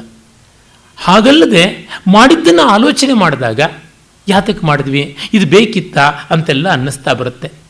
ಇದು ರಿಫ್ಲೆಕ್ಷನ್, ಇಂಟ್ರಾಸ್ಪೆಕ್ಷನ್ ಅಂತ ಕರೀತಾರಲ್ಲ, ಆ ಆತ್ಮಾವಲೋಕನ ಪುನರ್ವಿಮರ್ಶನ ಮಾಡಿಕೊಳ್ತಾ ಇದ್ದಂತೆ ನಮ್ಮ ಚಾರಿತ್ರ್ಯ ಶುದ್ಧಿ ಆಗ್ತಾ ಬರುತ್ತೆ, ನಮ್ಮ ವಿಚಾರಗಳು ಪಟುವಾಗುತ್ತವೆ, ನಮ್ಮ ವಿನಯ ಅಂದರೆ ಟೋಟಲ್ ಕ್ಯಾರೆಕ್ಟರ್ ಕಾಂಡಕ್ಟ್ ಅಂತ ಯಾವುದನ್ನು ಬುದ್ಧ ಹೇಳ್ತಾನೆ, ಆ ವಿನಯ ಜಾಗೃತವಾಗುತ್ತೆ. ಏನಿಲ್ಲ, ಸುಮ್ಮನೆ ಆಲೋಚನೆ ಮಾಡ್ತಾ ಇದ್ದವರು ಈ ಒಂದು ಆಲೋಚನೆ ಯಾತಕ್ಕೆ ಬಂತು ಅಂತ ಹುಡುಕ್ತಾ ಹೋಗಿ ಎಲ್ಲೆಲ್ಲೋ ಹೋಗಿರುತ್ತೆ ಬುದ್ಧಿ, ಎಲ್ಲಿಂದಲೋ ಬಂದಿರುತ್ತೆ, ಯಾವುದಕ್ಕೋ ಸಂಬಂಧ ಇಲ್ಲದೆ ಇಲ್ಲಿಗೆ ಬಂತಲ್ಲ ಅಂತ ಅನಿಸುತ್ತೆ. ಹಾಗೆ ಬಂತು ಅಂತ ಅನ್ನಿಸಿದ ಒಡನೆಯೇ ಅಬ್ಬಾ ಇದಕ್ಕಿರುವ ಶಕ್ತಿಯೇ ಶಕ್ತಿ, ಎಲ್ಲಂದರೆ ಅಲ್ಲಿಗೆ ಹಾರಿಕೊಂಡು ಹೋಗ್ತಾ ಇತ್ತಲ್ಲ. ನೊಣ ತಿಪ್ಪೆ ಮೇಲೆ ಒಂದು ಸತಿ ಹಾರುತ್ತೆ, ಸಕ್ಕರೆ ಮೇಲೆ ಒಂದು ಸತಿ ಹಾರುತ್ತೆ, ಪಂಚಾಮೃತದ ಮೇಲೆ ಒಂದು ಸರ್ತಿ ಹಾರುತ್ತೆ, ದೇವರ ತಲೆ ಮೇಲೆ ಒಂದು ಸತಿ ಬಂದು ಕೂತ್ಕೊಳ್ಳುತ್ತೆ, ಹೂವಿನ ಮೇಲೆ ಬಂದು ನಿಂತ್ಕೊಳ್ಳುತ್ತೆ. ಇದು ಅಮೇಧ್ಯ, ಇದು ಮೇಧ್ಯ, ಇದು ಪರಿಮಳ, ಇದು ದುರ್ಗಂಧ ಅಂತ ಏನೂ ಇಲ್ಲದೆ ಪಾಪ ಎಲ್ಲ ಕಡೆ ಹೋಗಂತೂ ಬಂದಿರುತ್ತೆ.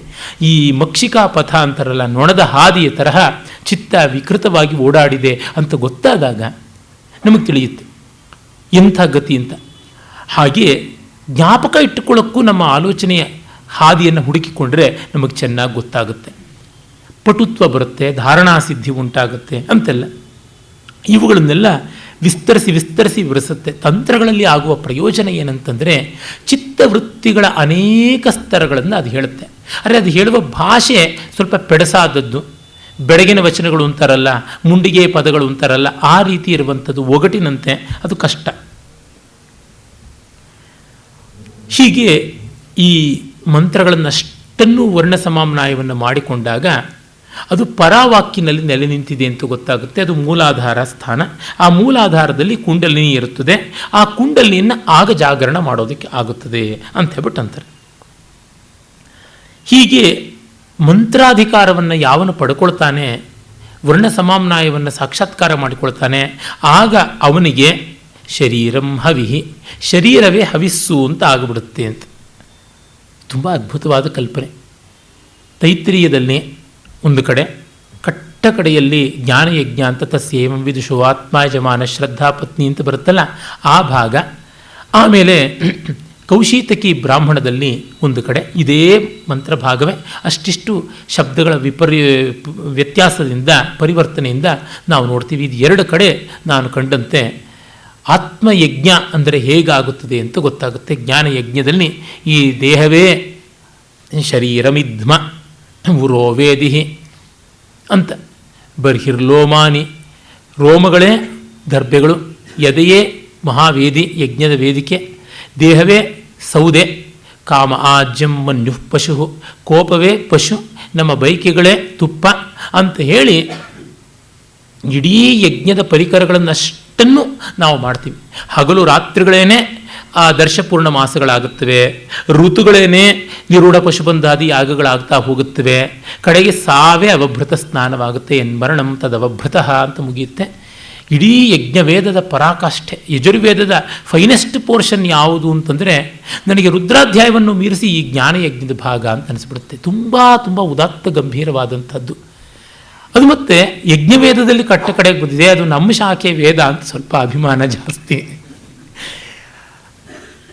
ಇಲ್ಲಿ.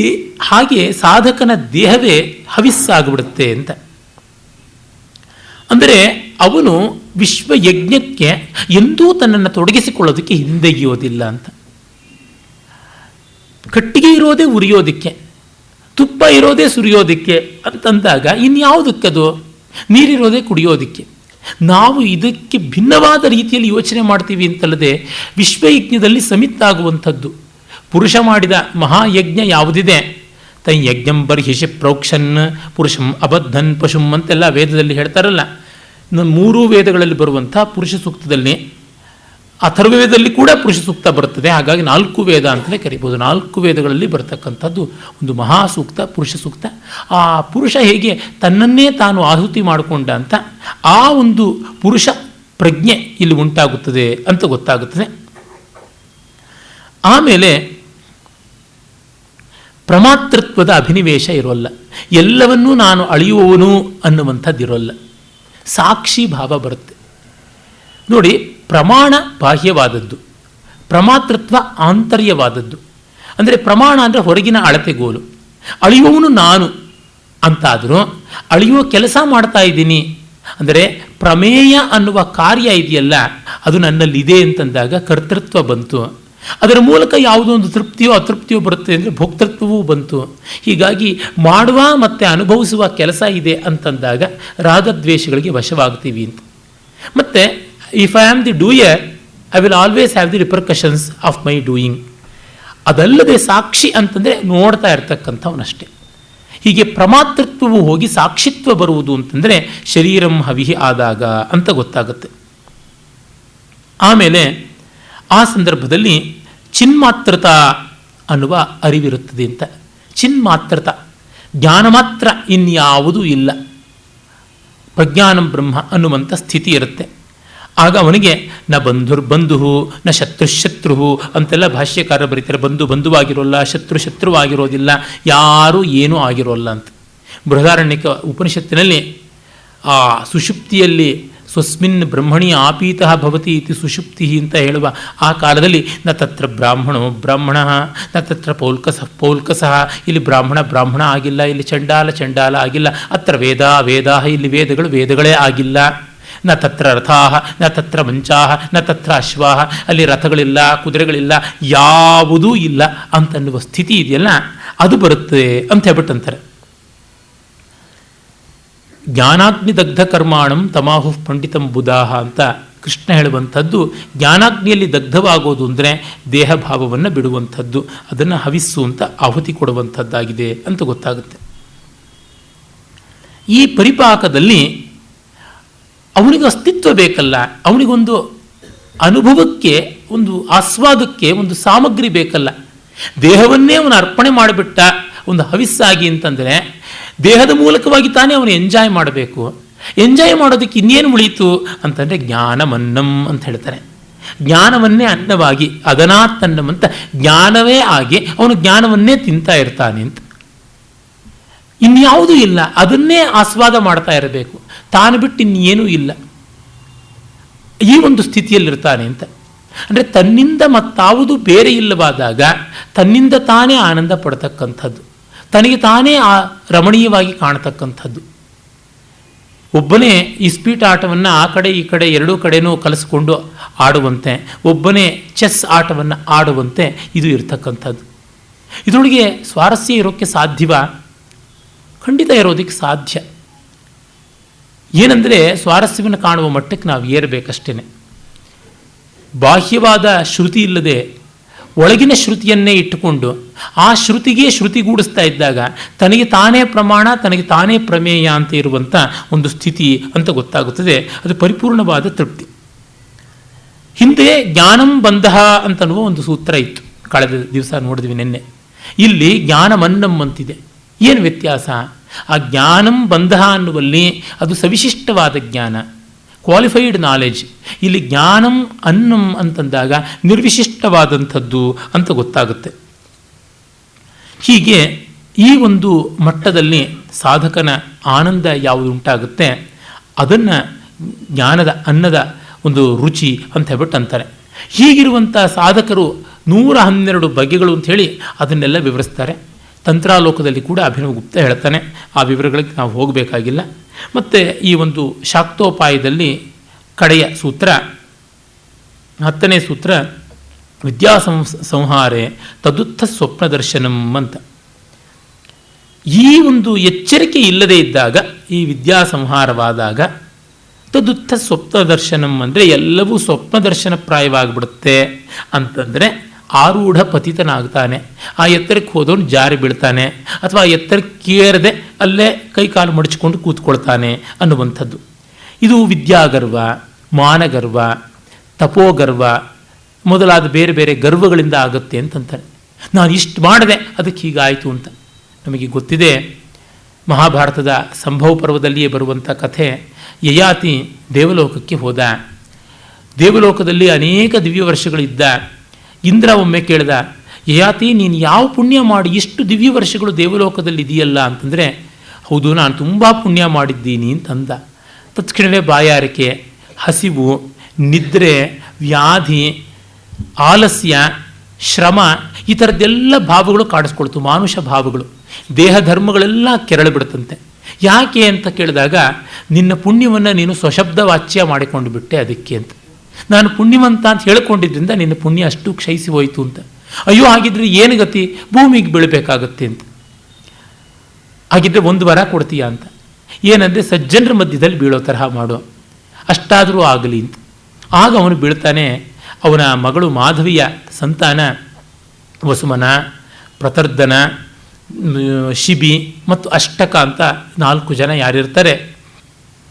ಹರಿಯಶ್ವನ ಮಗ ವಸುಮನ, ದಿವೋದಾಸನ ಮಗ ಪ್ರತರ್ಧನ, ಉಶೀನರನ ಮಗ ಶಿಬಿ ಔಶೀನರ, ಮತ್ತು ವಿಶ್ವಾಮಿತ್ರನ ಮಗ ಅಷ್ಟಕ. ಇವರೆಲ್ಲ ಮಾಧವಿಗೆ ಹುಟ್ಟಿದಂಥ ಸಂತಾನ. ಇವರು ಒಂದು ಯಜ್ಞ ಮಾಡ್ತಾ ಇರ್ತಾರೆ, ಅಲ್ಲಿಗೆ ಬಂದು ಬೀಳ್ತಾನೆ. ಇವರ ಜೊತೆಗೆ ಸತ್ಸಂಗವಾಗಿ ಮತ್ತೆ ಇವನು ಪುಣ್ಯಲೋಕಗಳಿಗೆ ಹೋಗ್ತಾನೆ ಅಂತ ಬರುತ್ತೆ. ಹೀಗಾಗಿ ಪಾತಿಥ್ಯ ಅನ್ನೋದು ಯಾವುದೇ ಒಂದು ಸಿದ್ಧಿಯನ್ನು ನಾವು ದೊಡ್ಡದಾಗಿ ಕೊಂಡಾಡಿಕೊಂಡಾಗ ಬರುತ್ತೆ ಅಂತನ್ನುವುದು ಎಷ್ಟು ಎಚ್ಚರ ಅಂತ ನಮಗೆ ತಿಳಿಯುತ್ತೆ. ಆಮೇಲೆ ಅಭ್ಯಾಸ ಬಲದಿಂದ ಮತ್ತು ಜನ್ಮಾಂತರದ ವಾಸನಾ ಬಲದಿಂದ ಒಂದಷ್ಟು ಸಿದ್ಧಿ ನಿಂತುಕೋಬಹುದು, ಅದಕ್ಕೆ ಮರುಳಾಗಬಾರದು. ತೆಲುಗಿನಲ್ಲಿ ನೋರಿ ನರಸಿಂಹಶಾಸ್ತ್ರಿ ಅಂತ ಬಹಳ ಒಳ್ಳೆಯ ಕಾದಂಬರಿಕಾರರು. ಅವರು 6 ಐತಿಹಾಸಿಕ ಕಾದಂಬರಿಗಳನ್ನು ಬರೆದಿದ್ದಾರೆ. ತೆಲುಗು ಕವಿಗಳ ಬಗ್ಗೆ ತುಂಬ ಸೊಗಸಾದ ಕೃತಿಗಳು ಅವು. ತೆಲುಗಿನ ಮಹಾಭಾರತವನ್ನು ಬರೆದ ಕವಿತ್ರಯ ಮಹಾಭಾರತ ಅಂತ ಯಾವುದು ಪ್ರಸಿದ್ಧವಾಗಿದೆ, ಅದನ್ನು ಬರೆದ ನನ್ನಯ್ಯ ಮತ್ತು ತಿಕ್ಕನ, ಎರ್ರನ, ಆ 3 ಬಗ್ಗೆ ಕ್ರಮವಾಗಿ ನಾರಾಯಣ ಭಟ್ಟು ಮತ್ತು ರುದ್ರಮದೇವಿ, ಮಲ್ಲಾರೆಡ್ಡಿ ಅಂತ ಕಾದಂಬರಿಗಳನ್ನು. ಆಮೇಲೆ 2 ಕವಿಗಳು, ಕವಿದ್ವಯ ಅಂತ ಪ್ರಸಿದ್ಧರಾದ ಶ್ರೀನಾಥ ಮತ್ತು ಪೋತನ, ಅವರ ಬಗ್ಗೆ ಕವಿಸಾರ್ವಭೌಮುಡು, ಸಹಜ ಪಾಂಡಿತ್ಯುಡು, ಕವಿದ್ವಯಂ ಅಂತ ಹಾಗೆ ಬರೆದದ್ದು. ಮತ್ತು ಧೂರ್ಜಟಿ ಕೃಷ್ಣದೇವರಾಯನ ಕಾಲದಲ್ಲಿದ್ದಂಥ ಅವನು ಆ ಕಾಳಹಸ್ತೀಶ್ವರ ಮಹಾತ್ಮೆ ಬರೆದ ಕವಿಯ ಬಗ್ಗೆ ಧೂರ್ಜಟಿ ಅಂತಲೇ ಒಂದು ಕಾದಂಬರಿ ಬರೆದಿದ್ದಾರೆ. ತುಂಬ ಸೊಗಸಾದ ಕಾದಂಬರಿಗಳು. ಇವನ್ನು ಓದೋದಕ್ಕೆ ತೆಲುಗು ಕಲಿತರೆ ಅವರ ತೆಲುಗು ಪರಿಶ್ರಮ ಸಾರ್ಥಕವಾದಂತೆ ಅಂತ ನನಗನ್ಸುತ್ತೆ. ಅಲ್ಲಿ ಅವರು ಕವಿಸಾರ್ವಭೌಮುಡು ಕಾದಂಬರಿಯಲ್ಲಿ ಪೋತನ ಚಿಕ್ಕ ಹುಡುಗ, ಅವನಿಗಿಂತ ಸುಮಾರು 30-32 ವರ್ಷಕ್ಕೆ ದೊಡ್ಡವನು ಶ್ರೀನಾಥ. ಅವರೆಲ್ಲರೂ ಕೂಡ ವಿಜಯನಗರಕ್ಕೆ, ಶ್ರೀವಿದ್ಯಾನಗರ ಅಂತ ಹೆಸರಾದ ವಿಜಯನಗರಕ್ಕೆ ವಾಕ್ಯಾರ್ಥಕ್ಕಾಗಿ ಬರ್ತಾರೆ. ಅರುಣಗಿರಿನಾಥ ಡಿಂಡಿಮ ಭಟ್ಟಾರಕ ಅನ್ನುವ ಬಂಗಾಳದಿಂದ ಬಂದು ದೊಡ್ಡ ವಿದ್ಯಾಧಿಕಾರಿಯಾಗಿದ್ದ ಮಹಾಪಂಡಿತ ಕವಿಸಾರ್ವಭೌಮನ ಮೇಲೆ ಅವನ ಜೊತೆಗೆ ಅಲಂಕಾರ ಶಾಸ್ತ್ರ ಅಂದರೆ ಉದ್ಭಟ ಶಾಸ್ತ್ರ ಅಂತ ಕರೀತಾನೆ. ಉದ್ಭಟ ಅನ್ನುವ ಒಬ್ಬ ವಿದ್ವಾಂಸ ಬರೆದಂಥ ಕಾವ್ಯಾಲಂಕಾರ ಸಾರ ಸರ್ವಸ್ವ ಅನ್ನೋದರಿಂದ, ಕಾವ್ಯಾಲಂಕಾರ ಸಾರ ಸಂಗ್ರಹ ಅನ್ನುವ ಗ್ರಂಥದಿಂದ ಅದಕ್ಕೆ ಉದ್ಭಟ ಶಾಸ್ತ್ರ ಅಂತ ಹೆಸರು ಬಂತು. ಅದರೊಳಗೆ ವಾದ ಮಾಡಿ ಅವನ ಕಂಚಿನ ಢಕ್ಕೆಯನ್ನು ಒಡಿಸ್ತಾನೆ. ಉದ್ಭಟ ಶಾಸ್ತ್ರ ಪ್ರೌಢಿ ಪಗಲಗೊಟ್ಟಿಂಚಿತಿನಿ ಕಂಚು ಢಕ್ಕ ಅಂತ ಬರೀಕೋತಾನೆ ಶ್ರೀನಾಥ. ಆಮೇಲೆ ಅವನಿಗೆ ಕನಕಾಭಿಷೇಕ ಮಾಡಿಸ್ತಾರೆ, ಮುತ್ತಿನ ಮಂಟಪದಲ್ಲಿ ಕೂಡಿಸಿ. ಎಲ್ಲ ಆದಮೇಲೆ ಪೋತನನು ಪದ್ಯಗಳನ್ನು ಹೇಳ್ತಾನೆ, ಅವನಿಗೂ ಸನ್ಮಾನ ಆಗುತ್ತೆ. ಎಲ್ಲ ವಾಪಸ್ಸೆಲ್ಲ ಯಾತ್ರೆ ಬರುವಾಗ ಶ್ರೀನಾಥನ ಬಾಯಲ್ಲಿ ಪೋತನನಿಗೆ ಒಂದು ಹಿತವನ್ನು ನಮ್ಮ ನೋರಿ ನರಸಿಂಹಶಾಸ್ತ್ರಿಗಳು ಹೇಳಿಸ್ತಾರೆ. ನೋಡಪ್ಪ, ನೀನು ಚಿಕ್ಕ ಹುಡುಗ, ನೀನು ಏನೇನೋ ಪದ್ಯಗಳು ಹೇಳಿದೆ, ನೀನು ಹೇಳಿದಕ್ಕೆ ನಾವೂ ಮೆಚ್ಚಿಕೊಂಡ್ವಿ, ದೊಡ್ಡ ದೊಡ್ಡ ಪಂಡಿತರು ಮೆಚ್ಚಿಕೊಂಡ್ರು, ಕೊಂಡಾಡಿದ್ರು, ಮಹಾರಾಜರು ಸನ್ಮಾನ ಮಾಡಿದ್ರು. ಆದರೆ ಇಷ್ಟಕ್ಕೆ ನೀನು ಉಬ್ಬಿ ತಬ್ಬಿಬ್ಬಾಗಿಬಿಟ್ಟು ನಿಂತ್ಕೊಂಡು ಬಿಡಬೇಡ. ಮಹಾಕೃತಿಯನ್ನು ಬರೆಯೋಕ್ಕೆ ಹೋದವನಿಗೆ ಎಂದೋ ಬರೆದ ಪದ್ಯಗಳನ್ನು ಮತ್ತೆ ಮತ್ತೆ ತೀಡಿ ಚಪ್ಪರಿಸ್ಕೊಂಡು ನೆಕ್ಕುವುದಕ್ಕೆ ಪುರುಸೊತ್ತಿರೋದಿಲ್ಲ. ಹೀಗಾಗಿ ಮಹಾಯಾತ್ರೆಗೆ ಹೊರಟವನು ಹಳೆಯ ಸಾಧನೆಗಳಲ್ಲಿ ಏನೇ, ಹಳೆಯ ಆಲ್ಬಮ್ಗಳನ್ನು ನೋಡೋದ್ರೊಳಗೇನೆ, ಹಳೆಯ ಪುಸ್ತಕಗಳನ್ನು ಮತ್ತೆ ಮೆಲುಕು ಹಾಕ್ಕೊಂಡು ಹಳೆಯ ಅಚೀವ್ಮೆಂಟ್ಸನ್ನು ಮತ್ತೆ ಮರುಕಳಿಸಿಕೊಂಡು ತುರುಬನ್ನು ನೆನೆಸ್ಕೊಳ್ತಾ ಇದ್ದರೆ ಆಗುವಂಥದ್ದಲ್ಲ. ಹಿಂದಿರುಗಿ ನೋಡದೆ ಹೋಗ್ತಾ ಇರಬೇಕು. ಅದಕ್ಕೋಸ್ಕರ ಈ ಹೊಗಳಿಕೆನೆಲ್ಲ ಚಿಕ್ಕವನು ನೀನು ತಲೆ ತಿರುಗಿಸ್ಕೊಳ್ಬೇಡ. ನಿನ್ನ ಮೇಲೆ ಪ್ರೀತಿಯಿಂದಲೋ ಅಭಿಮಾನದಿಂದಲೋ ನಾವು ಹೇಳಿರುವಂತಹ ಉತ್ಪ್ರೇಕ್ಷಾತಿಶಯೋಕ್ತಿಗಳನ್ನು ಸ್ವಭಾವೋಕ್ತಿ ಅಂತ ಮಾಡ್ಕೋಬೇಡ ಅಂತಂದ್ರೆ ತುಂಬ ದೊಡ್ಡ ಮಾತು. ಯಾಕೆಂದರೆ ಎಷ್ಟೋ ಬಾರಿ ದಾಕ್ಷಿಣ್ಯದಿಂದಲೋ ಪ್ರೀತಿ ವಿಶ್ವಾಸದಿಂದಲೋ ಅಭಿಮಾನದಿಂದಲೋ ಯಾವುದರಿಂದಲೋ ನಮ್ಮ ವಿಮರ್ಶನ ಶಕ್ತಿ ಕಡಿಮೆಯಾಗಿ 10 ಮಾತು ಹೆಚ್ಚು ಬಂದಿರುತ್ತೆ. ಅದನ್ನಷ್ಟು ಯಥಾರ್ಥ ಅಂತ ನಾವು ಭಾವಿಸಿಕೊಳ್ಬಾರ್ದು. ಆ ಅಭಿಮಾನಕ್ಕೆ ಯಾವ್ಯಾವುದೋ ಕಾರಣಗಳಿರುತ್ತವೆ, ಅಲ್ಲಿಂದ ಬಂದಿದೆ ಅಂತ ಅಂದುಕೊಂಡು ಅದನ್ನು ಅಲ್ಲಿಗೆ ಅಮಾನತ್ತಲ್ಲಿ ಇಟ್ಕೊಂಡು ಮುಂದುವರಿಯಬೇಕು. ಹಾಗಾಗದೇ ಇದ್ದರೆ ತದುತ್ಥ ಸ್ವಪ್ನ ದರ್ಶನಂ, ಎಲ್ಲ ಸಾಧನೆಯೂ ಕನಸಾಗ್ಬಿಡುತ್ತೆ, ಇನ್ನೇನೂ ಇಲ್ಲ ಅಂತ ಹೇಳ್ಬಿಟ್ಟು ಅಂತಾರೆ. ಹೀಗಾಗಿ ಉತ್ತಮೋತ್ತಮ ವಿಷಯಗಳಲ್ಲಿ ಆಸಕ್ತನಾದವನು ಸಾಮಾನ್ಯ ವಿಷಯಗಳಲ್ಲಿ ತೊಡಗಿಕೊಳ್ಳಬಾರದು. ನನಗೆ ಡಿ ವಿ ಜಿಯವರ ಜ್ಞಾಪಕ ಚಿತ್ರಶಾಲೆಯ ಒಂದು ಪ್ರಕರಣ ನೆನಪಾಗುತ್ತೆ. ಚಪ್ಪಲ್ಲಿ ವಿಶ್ವೇಶ್ವರ ಶಾಸ್ತ್ರಿಗಳು ಅಂತ ಘನ ವಿದ್ವಾಂಸರಿದ್ದರು. ಸಂಸ್ಕೃತ ಪಾಠಶಾಲೆಯಲ್ಲಿ ಅವರು ಅಧ್ಯಾಪನ ಮಾಡ್ತಾಯಿದ್ರು. ಸೆಂಟ್ರಲ್ ಕಾಲೇಜಲ್ಲೂ ಪಾಠ ಹೇಳ್ತಾ ಇದ್ರಂತೆ. ಅವರ ಬಂಧುಗಳೊಬ್ಬರು ಶಿಡ್ಲಘಟ್ಟದ ಕಡೆಯವರು. ಅವ್ರ ಹತ್ರ ಡಿ ವಿ ಜಿಯವರು ಒಮ್ಮೆ ಏನೋ ಒಂದು ಪುಸ್ತಕ ಬೇಕು ಅಂತ ಕೇಳಿದ್ರಂತೆ. ಕಾಶಿನಾಥ್ ಶಾಸ್ತ್ರಿ ಅಂತಲೂ ಏನೋ ಅವ್ರ ಹೆಸರು ನಂಗೆ ಮರ್ತು ಹೋಗ್ಬಿಟ್ಟಿದೆ. ಡಿ ವಿ ಜಿಯವರು ಚಪ್ಪಲಿ ವಿಶ್ವೇಶ್ವರ ಶಾಸ್ತ್ರಿಗಳ ಮನೆಯಲ್ಲಿ ಒಂದು ಭಾಗದಲ್ಲಿ ಬಾಡಿಗೆಗಿದ್ದರು. ಅವರ ಹತ್ರ ಸಂಸ್ಕೃತವನ್ನು ಕಲಿತಾ ಇದ್ರಂತೆ, ಸಾಹಿತ್ಯ ವ್ಯಾಕರಣಗಳನ್ನು. ಒಮ್ಮೆ ಅವರು ಬಂಧುಗಳು ಬಂದಾಗ ಬಂತೆ ಪುಸ್ತಕ ಅಂದರೆ ಬರುತ್ತೆ ತಾಳಿ ಅಂತಂದ್ರಂತೆ ಆ ಶಾಸ್ತ್ರಿಗಳು. ಆಗ ವಿಶ್ವೇಶ್ವರ ಶಾಸ್ತ್ರಿಗಳು ಏನದು ಪುಸ್ತಕ ಅಂದ್ರಂತೆ. ಆಗ ಡಿ ವಿ ಜಿಯವರು ಏನಿಲ್ಲ, ಮಣಿಮಂಜರಿ ಎನ್ನುವ ಒಂದು ಪುಸ್ತಕ ಮಾಧ್ವರು ಬರೆದಿದ್ದಾರೆ, ಮಾಧ್ವ ಪರಂಪರೆಯಲ್ಲಿ ಉಂಟು, ನಾರಾಯಣ ಪಂಡಿತ ಅಂತ ಬರೆದಿರುವಂಥದ್ದು, ಮಧ್ವಾಚಾರ್ಯರ ನೇರ ಶಿಷ್ಯರಾಗಿ ಅವರ ಹತ್ರ ವಾಕ್ಯಾರ್ಥದಲ್ಲಿ ಸ್ವತಂತ್ರ ತ್ರಿವಿಕ್ರಮ ಪಂಡಿತರ ಮಗ. ಅವರು ಸುಮಧ್ವ ವಿಜಯ ಅಂತ ಮಧ್ವಾಚಾರ್ಯರ ಜೀವನ ಚರಿತ್ರೆಯನ್ನು ಕಾವ್ಯವಾಗಿ ಬರೆದಿದ್ದಲ್ಲದೆ ಮಧ್ವಾಚಾರ್ಯರ ಪ್ರಶಂಸೆ ಶಂಕರಾಚಾರ್ಯರ ನಿಂದೆ ಅಂತನ್ನುವಂಥದ್ದು ಎರಡೂ ಒಂದೇ ಅಂತ ಮಾಡಿಕೊಂಡು ಮಣಿಮಂಜರಿ ಅಂತ ಒಂದು ಗ್ರಂಥ ಬರೆದಿದ್ದಾರೆ. ಒಂದು 8 ಸರ್ಗ ಇದೆ. ಅದು ಪೂರ್ಣವಾಗಿ ಶಂಕರಾಚಾರ್ಯರನ್ನ ಆದರಕ್ಕೆ ಹುಟ್ಟಿದವರು ಅಂತ ಗೇಲಿ ಮಾಡತಕ್ಕಂಥ ಒಂದು ಕೃತಿ. ಹನುಮ ಭೀಮ ಮಧ್ವ ಅಂತ 3 ಅವತಾರಗಳಲ್ಲಿ ಯಾವ ಥರ ಒಂದೊಂದು ಅವತಾರದಲ್ಲೂ ಶಂಕರಾಚಾರ್ಯರು ಮಣಿಮಂತ ಅನ್ನೋ ಒಬ್ಬ ರಾಕ್ಷಸನಾಗಿ ಹುಟ್ಟಿ ಹನುಮಂತನಿಗೊಮ್ಮೆ ಹಿಂಸೆ ಕೊಡೋಕ್ಕೆ ನೋಡಿದ್ರು, ಭೀಮನಿಗೆ ಕೊಡೋಕ್ಕೆ ನೋಡಿದ್ರು, ಕಡೆಗೆ ಮಧ್ವಾಚಾರ್ಯರಿಗೆ ಹಿಂಸೆ ಕೊಡೋಕ್ಕೆ ಶಂಕರಾಚಾರ್ಯ ಸಂಕರ ಅಂತ ಒಬ್ಬ ವಿಧವೆಯ ವ್ಯಭಿಚಾರದ ಸಂತಾನವಾಗಿ ಹುಟ್ಟಿದ್ರು ಅಂತ ಹೀಗೆಲ್ಲ ಬರುತ್ತೆ. ಅದನ್ನು ಎಷ್ಟೋ ಈ ಕಾಲದಲ್ಲಿ ಬಾಲಪಾಠ ಮಾಡೋದಕ್ಕೆ ರಘುವಂಶ ಪಾಠ ಮಾಡೋಂಗೆ ಮಾಡ್ತಾ ಇದ್ದಿದ್ದನ್ನು ನಾನು ನೋಡಿದ್ದೀನಿ. ಸಂಸ್ಕೃತದಲ್ಲಿ ಸಿದ್ಧಿ ಪಡ್ಕೊಳ್ಬೇಕು ಅಂತಂದರೆ ಸತ್ಕಾವ್ಯ ಓದೋಕ್ಕೆ ಬದಲಾಗಿ ಮಣಿಮಂಜರಿ ಪಾಠ ಮಾಡಿಕೊಂಡು ಸಂಸ್ಕೃತ ಭಾಷೆಯನ್ನು ಪಡ್ಕೊಳ್ಳುವಂಥದ್ದು ಅನ್ನೋದು ಹಾಗಿದ್ದದ್ದು. ನನ್ನ ಸ್ನೇಹಿತರು ಇಲ್ಲಿಯೇ ಇದ್ದಾರೆ, ಬಿ ಆರ್ ಪ್ರಭಾಕರ್ ಅವರು. ಈ ಥರ ಗ್ರಂಥಗಳಿಗೆ ಬಹಳ ಸೊಗಸಾದ ಒಂದು ಹೆಸರಿಟ್ಟಿದ್ದಾರೆ, ರಿಲಿಜಿಯಸ್ ಪೋರ್ನೋಗ್ರಫಿ ಅಂತ. ಅದಕ್ಕೆ ಸ್ಮಾರ್ತರು ಸುಮ್ಮನೆ ಅಲ್ಲದೆ ಒಂದು ಖಂಡನ ಗ್ರಂಥ ಬರೆದಿದ್ದಾರೆ, ಮಣಿಮಂಜರಿ ಭೇದಿನಿ ಅಂತ. ಅದಲ್ಲದೆ ಮಾಣಿಕ್ಯ ಮಂಜರಿ ಅಂತ ಮತ್ತೊಂದು ಗ್ರಂಥ ಇದೆ. ಅದಲ್ಲದೆ ಈಶಾನ ಸ್ತುತಿ ಅಂತ ಇನ್ನೊಂದು ಗ್ರಂಥ. ತ್ರಿವಿಕ್ರಮ ಪಂಡಿತರು ನಾರಾಯಣ ಪಂಡಿತರ ತಂದೆ ವಾಯುಸ್ತುತಿ ಅಂತ ಬರೆದಿದ್ದಾರೆ. ಒಂದು 40-50 ಪದ್ಯಗಳಿದೆ, ಪ್ರೌಢವಾದ ಶ್ರದ್ಧರಾ ಛಂದಸ್ಸಿನಲ್ಲಿ ಪದ್ಯಗಳು. ಅಲ್ಲಿ ಹೆಚ್ಚಾಗಿರುವುದು ಶಂಕರರ ಅದ್ವೈತಿಗಳ ಬೈಗಳೇ. ಮಾಯಿ, ಗೋಮಾಯು, ಮಾಯಾವಾದಿಗಳು, ನಾಯಿಗಳು, ನರಿಗಳು ಈ ಥರದ್ದೇನೆ ಬರುತ್ತೆ. ಅದನ್ನು ಅಭಿಷೇಕ ಮಾಡಿಸಿದರೆ ಪುಣ್ಯ ಬರುತ್ತೆ, ಪೂಜೆ ಮಾಡಿಸಿದರೆ ಸದ್ಗತಿ ಸಿಗುತ್ತೆ ಅಂತ ಅದೆಲ್ಲ ಒಂದು ಪರಂಪರೆಯಾಗಿ ಬೆಳೆದಿದೆ. ಇರಲಿ, ಯಾಕೆ ನಾನು ದಾಕ್ಷಿಣ್ಯ ಅಂತ ಹೇಳ್ತೀನಿ, ಇವೆಲ್ಲ ನಮ್ಮ ಪರಂಪರೆಯಲ್ಲಿ ಇವೆ, ಅದೆಲ್ಲ ನಮ್ಮ ಜನದ್ದೇನೆ. ಅಂದರೆ ಸಂಸ್ಕೃತದಲ್ಲಿ ಬರೆದದ್ದೆಲ್ಲ ಬಂಗಾರ ಅಲ್ಲ, ಕೆಟ್ಟದಾಗಿ ಯಾರನ್ನೂ ಬೈಯೋಕ್ಕೂ ಸಂಸ್ಕೃತ ಭಾಷೆ ಬಳಕೆಯಾಗಿ ಬರುತ್ತೆ ಅಂತ ಹೇಳ್ಬಿಟ್ಟಿದ್ದಾನೆ. ಅದಕ್ಕೆ ಉತ್ತರವಾಗಿ ಸ್ಮಾರ್ತರು ಈಶಾನ ಸ್ತುತಿ ಅಂತ ಅಹೋಬಲ ಪಂಡಿತರು ಅಂತ ಒಬ್ಬರು ಬರೆದಿದ್ದಾರೆ. ಅಲ್ಲಿ ಮಧ್ವಾಚಾರ್ಯನ ನಿಮ್ಮಪ್ಪನೂ ಸ್ಮಾರ್ತರೆ, ಹಾಗಾಗಿ ನೀನು ಮಾಯಿ ಎನ್ನುವಂಥ ಗೋಮಾಯು, ನಾಯಿ ನರಿಗಳಿಗೆ ಹುಟ್ಟದಂಥವ್ರು ಮಾಯಿ ಗೋಮಾಯು ಸೂನೋ ಅಂತ ಅವ್ರಿಗೆ ಬೈದಿರುವಂಥದ್ದು. ಹೀಗೆ ಏಮೇ ಕುಕ್ಕ ಅಂಟೆ ಇಂಕೇಮೇ ಅಕ್ಕ ಅಂತ ತೆಲುಗಿನಲ್ಲಿ ಒಂದು ಗಾದೆ ಇದೆಯಲ್ಲ, ಏನೇ ನಾಯಿ ಅಂದರೆ ಇನ್ನೇನೇ ತಾಯಿ ಅಂತಂದರೆ ನಾಯಿಗೆ ತಾಯಿ ಆಗಿರ್ತಕ್ಕಂಥವ್ಳು ಇನ್ನೆಷ್ಟು ದೊಡ್ಡ ಬಿಚ್ ಅಂತ, ಈ ಥರದ್ದು. ಹೀಗಾಗಿ ಬೈಗಳು, ಮೂದಲೆ, ನಿಂದನೆ, ಗೇಲಿ, ಕಟಕಿಗೆ ನಿಂತರೆ ಕೊನೆ ಮೊದಲಿಲ್ಲ. ಈಚೆಗೂ ಬಂತು ಮಾಣಿಕ್ಯ ಮಂಜರಿ ಅಂತ ಒಂದು ಗ್ರಂಥ ಬಂತು. ಆ ಮಾಣಿಕ್ಯ ಮಂಜರಿಗೆ ಭೇದನೆ ಮಾಡೋದಕ್ಕೆ ಗೋಮಂಜರಿ ಅಂತಂದ್ರು, ಎಲ್ಲ ಗೋಮಯ ಮಂಜರಿಗಳೇನೆ. ಹೀಗೆ ಕೊನೆ ಮೊದಲಿಲ್ಲ. ಒಟ್ಟಿನಲ್ಲಿ ಈ ಗ್ರಂಥಗಳು ಅಲ್ಲಿ ಶಂಕರಾಚಾರ್ಯನ ಆದರ ಕುಟ್ಟಿದವರು ಅಂತ ಮಧ್ವಾಚಾರ್ಯರೇ ಆದರ ಮಾಡಿದವರು ಅಂತ ಇಲ್ಲಿ ಹೇಳ್ತಾರೆ. ಅಲ್ಲಿ ಅವರಿಗೆ ಭಗಂಧರ ರೋಗ ಬಂತು, ಫಿಸ್ಟುಲಾ ಬಂತು, ಮತ್ತೊಂದು ಬಂತು, ಮಗದೊಂದು ಬಂತು ಅಂದರೆ ಇವರಿಗೆ ವೆನೇರಿಯಾ, ಸಿಫಿಲಿಸು, ಗ್ಯಾಂಗ್ರಿನ್ನು ಎಲ್ಲ ಬಂತು ಅಂತ ಹೀಗೆ ಹೇಳಿ ಬಾಯಿ ತೊಳ್ಕೊಳ್ಳೋಕೆ ಯಾವ ಗಂಗಾಜಲವೂ ಸಾರದು, ಅಷ್ಟು ಬೈಗಳು ಮಾಡಿಕೊಂಡಿದ್ದಾರೆ. ಇವುಗಳನ್ನೆಲ್ಲ ವರಾಹ, ಕೂರ್ಮ, ಸ್ಕಾಂದಾದಿ ಪುರಾಣಗಳಲ್ಲೂ ಸೇರಿಸಿಬಿಟ್ಟಿದ್ದಾರೆ. ಹೀಗಾಗಿ ವ್ಯಾಸರ ಬಾಯಿಗೂ ಈ ಕೊಚ್ಚೆನ ಹಾಕಿ ಕೂಡಿಸಿಬಿಟ್ಟಿದ್ದಾರೆ. 2 ಪಕ್ಷಗಳಲ್ಲಿ ಆಗಿದೆ. ಆರಂಭ ಮಾಡಿದ್ದು ಇವರು ಬೆಳೆಸ್ಕೊಂಡು ಬಂದರು. ಆದರೆ ಈ ಸ್ಮಾರ್ತರಲ್ಲಿ ಇದೆಲ್ಲ ಪ್ರಸಿದ್ಧವಾಗಿಲ್ಲ. ನಾನಿವೆಲ್ಲ ಕುತೂಹಲದಿಂದ ಕಷ್ಟಪಟ್ಟು ಹುಡುಕೊಂಡು ಹೋಗಿ ಓದಿದೆ. ಎಲ್ಲೂ ಪ್ರಿಂಟಲ್ಲಿ ಸಿಗುವಂಥದ್ದಲ್ಲ.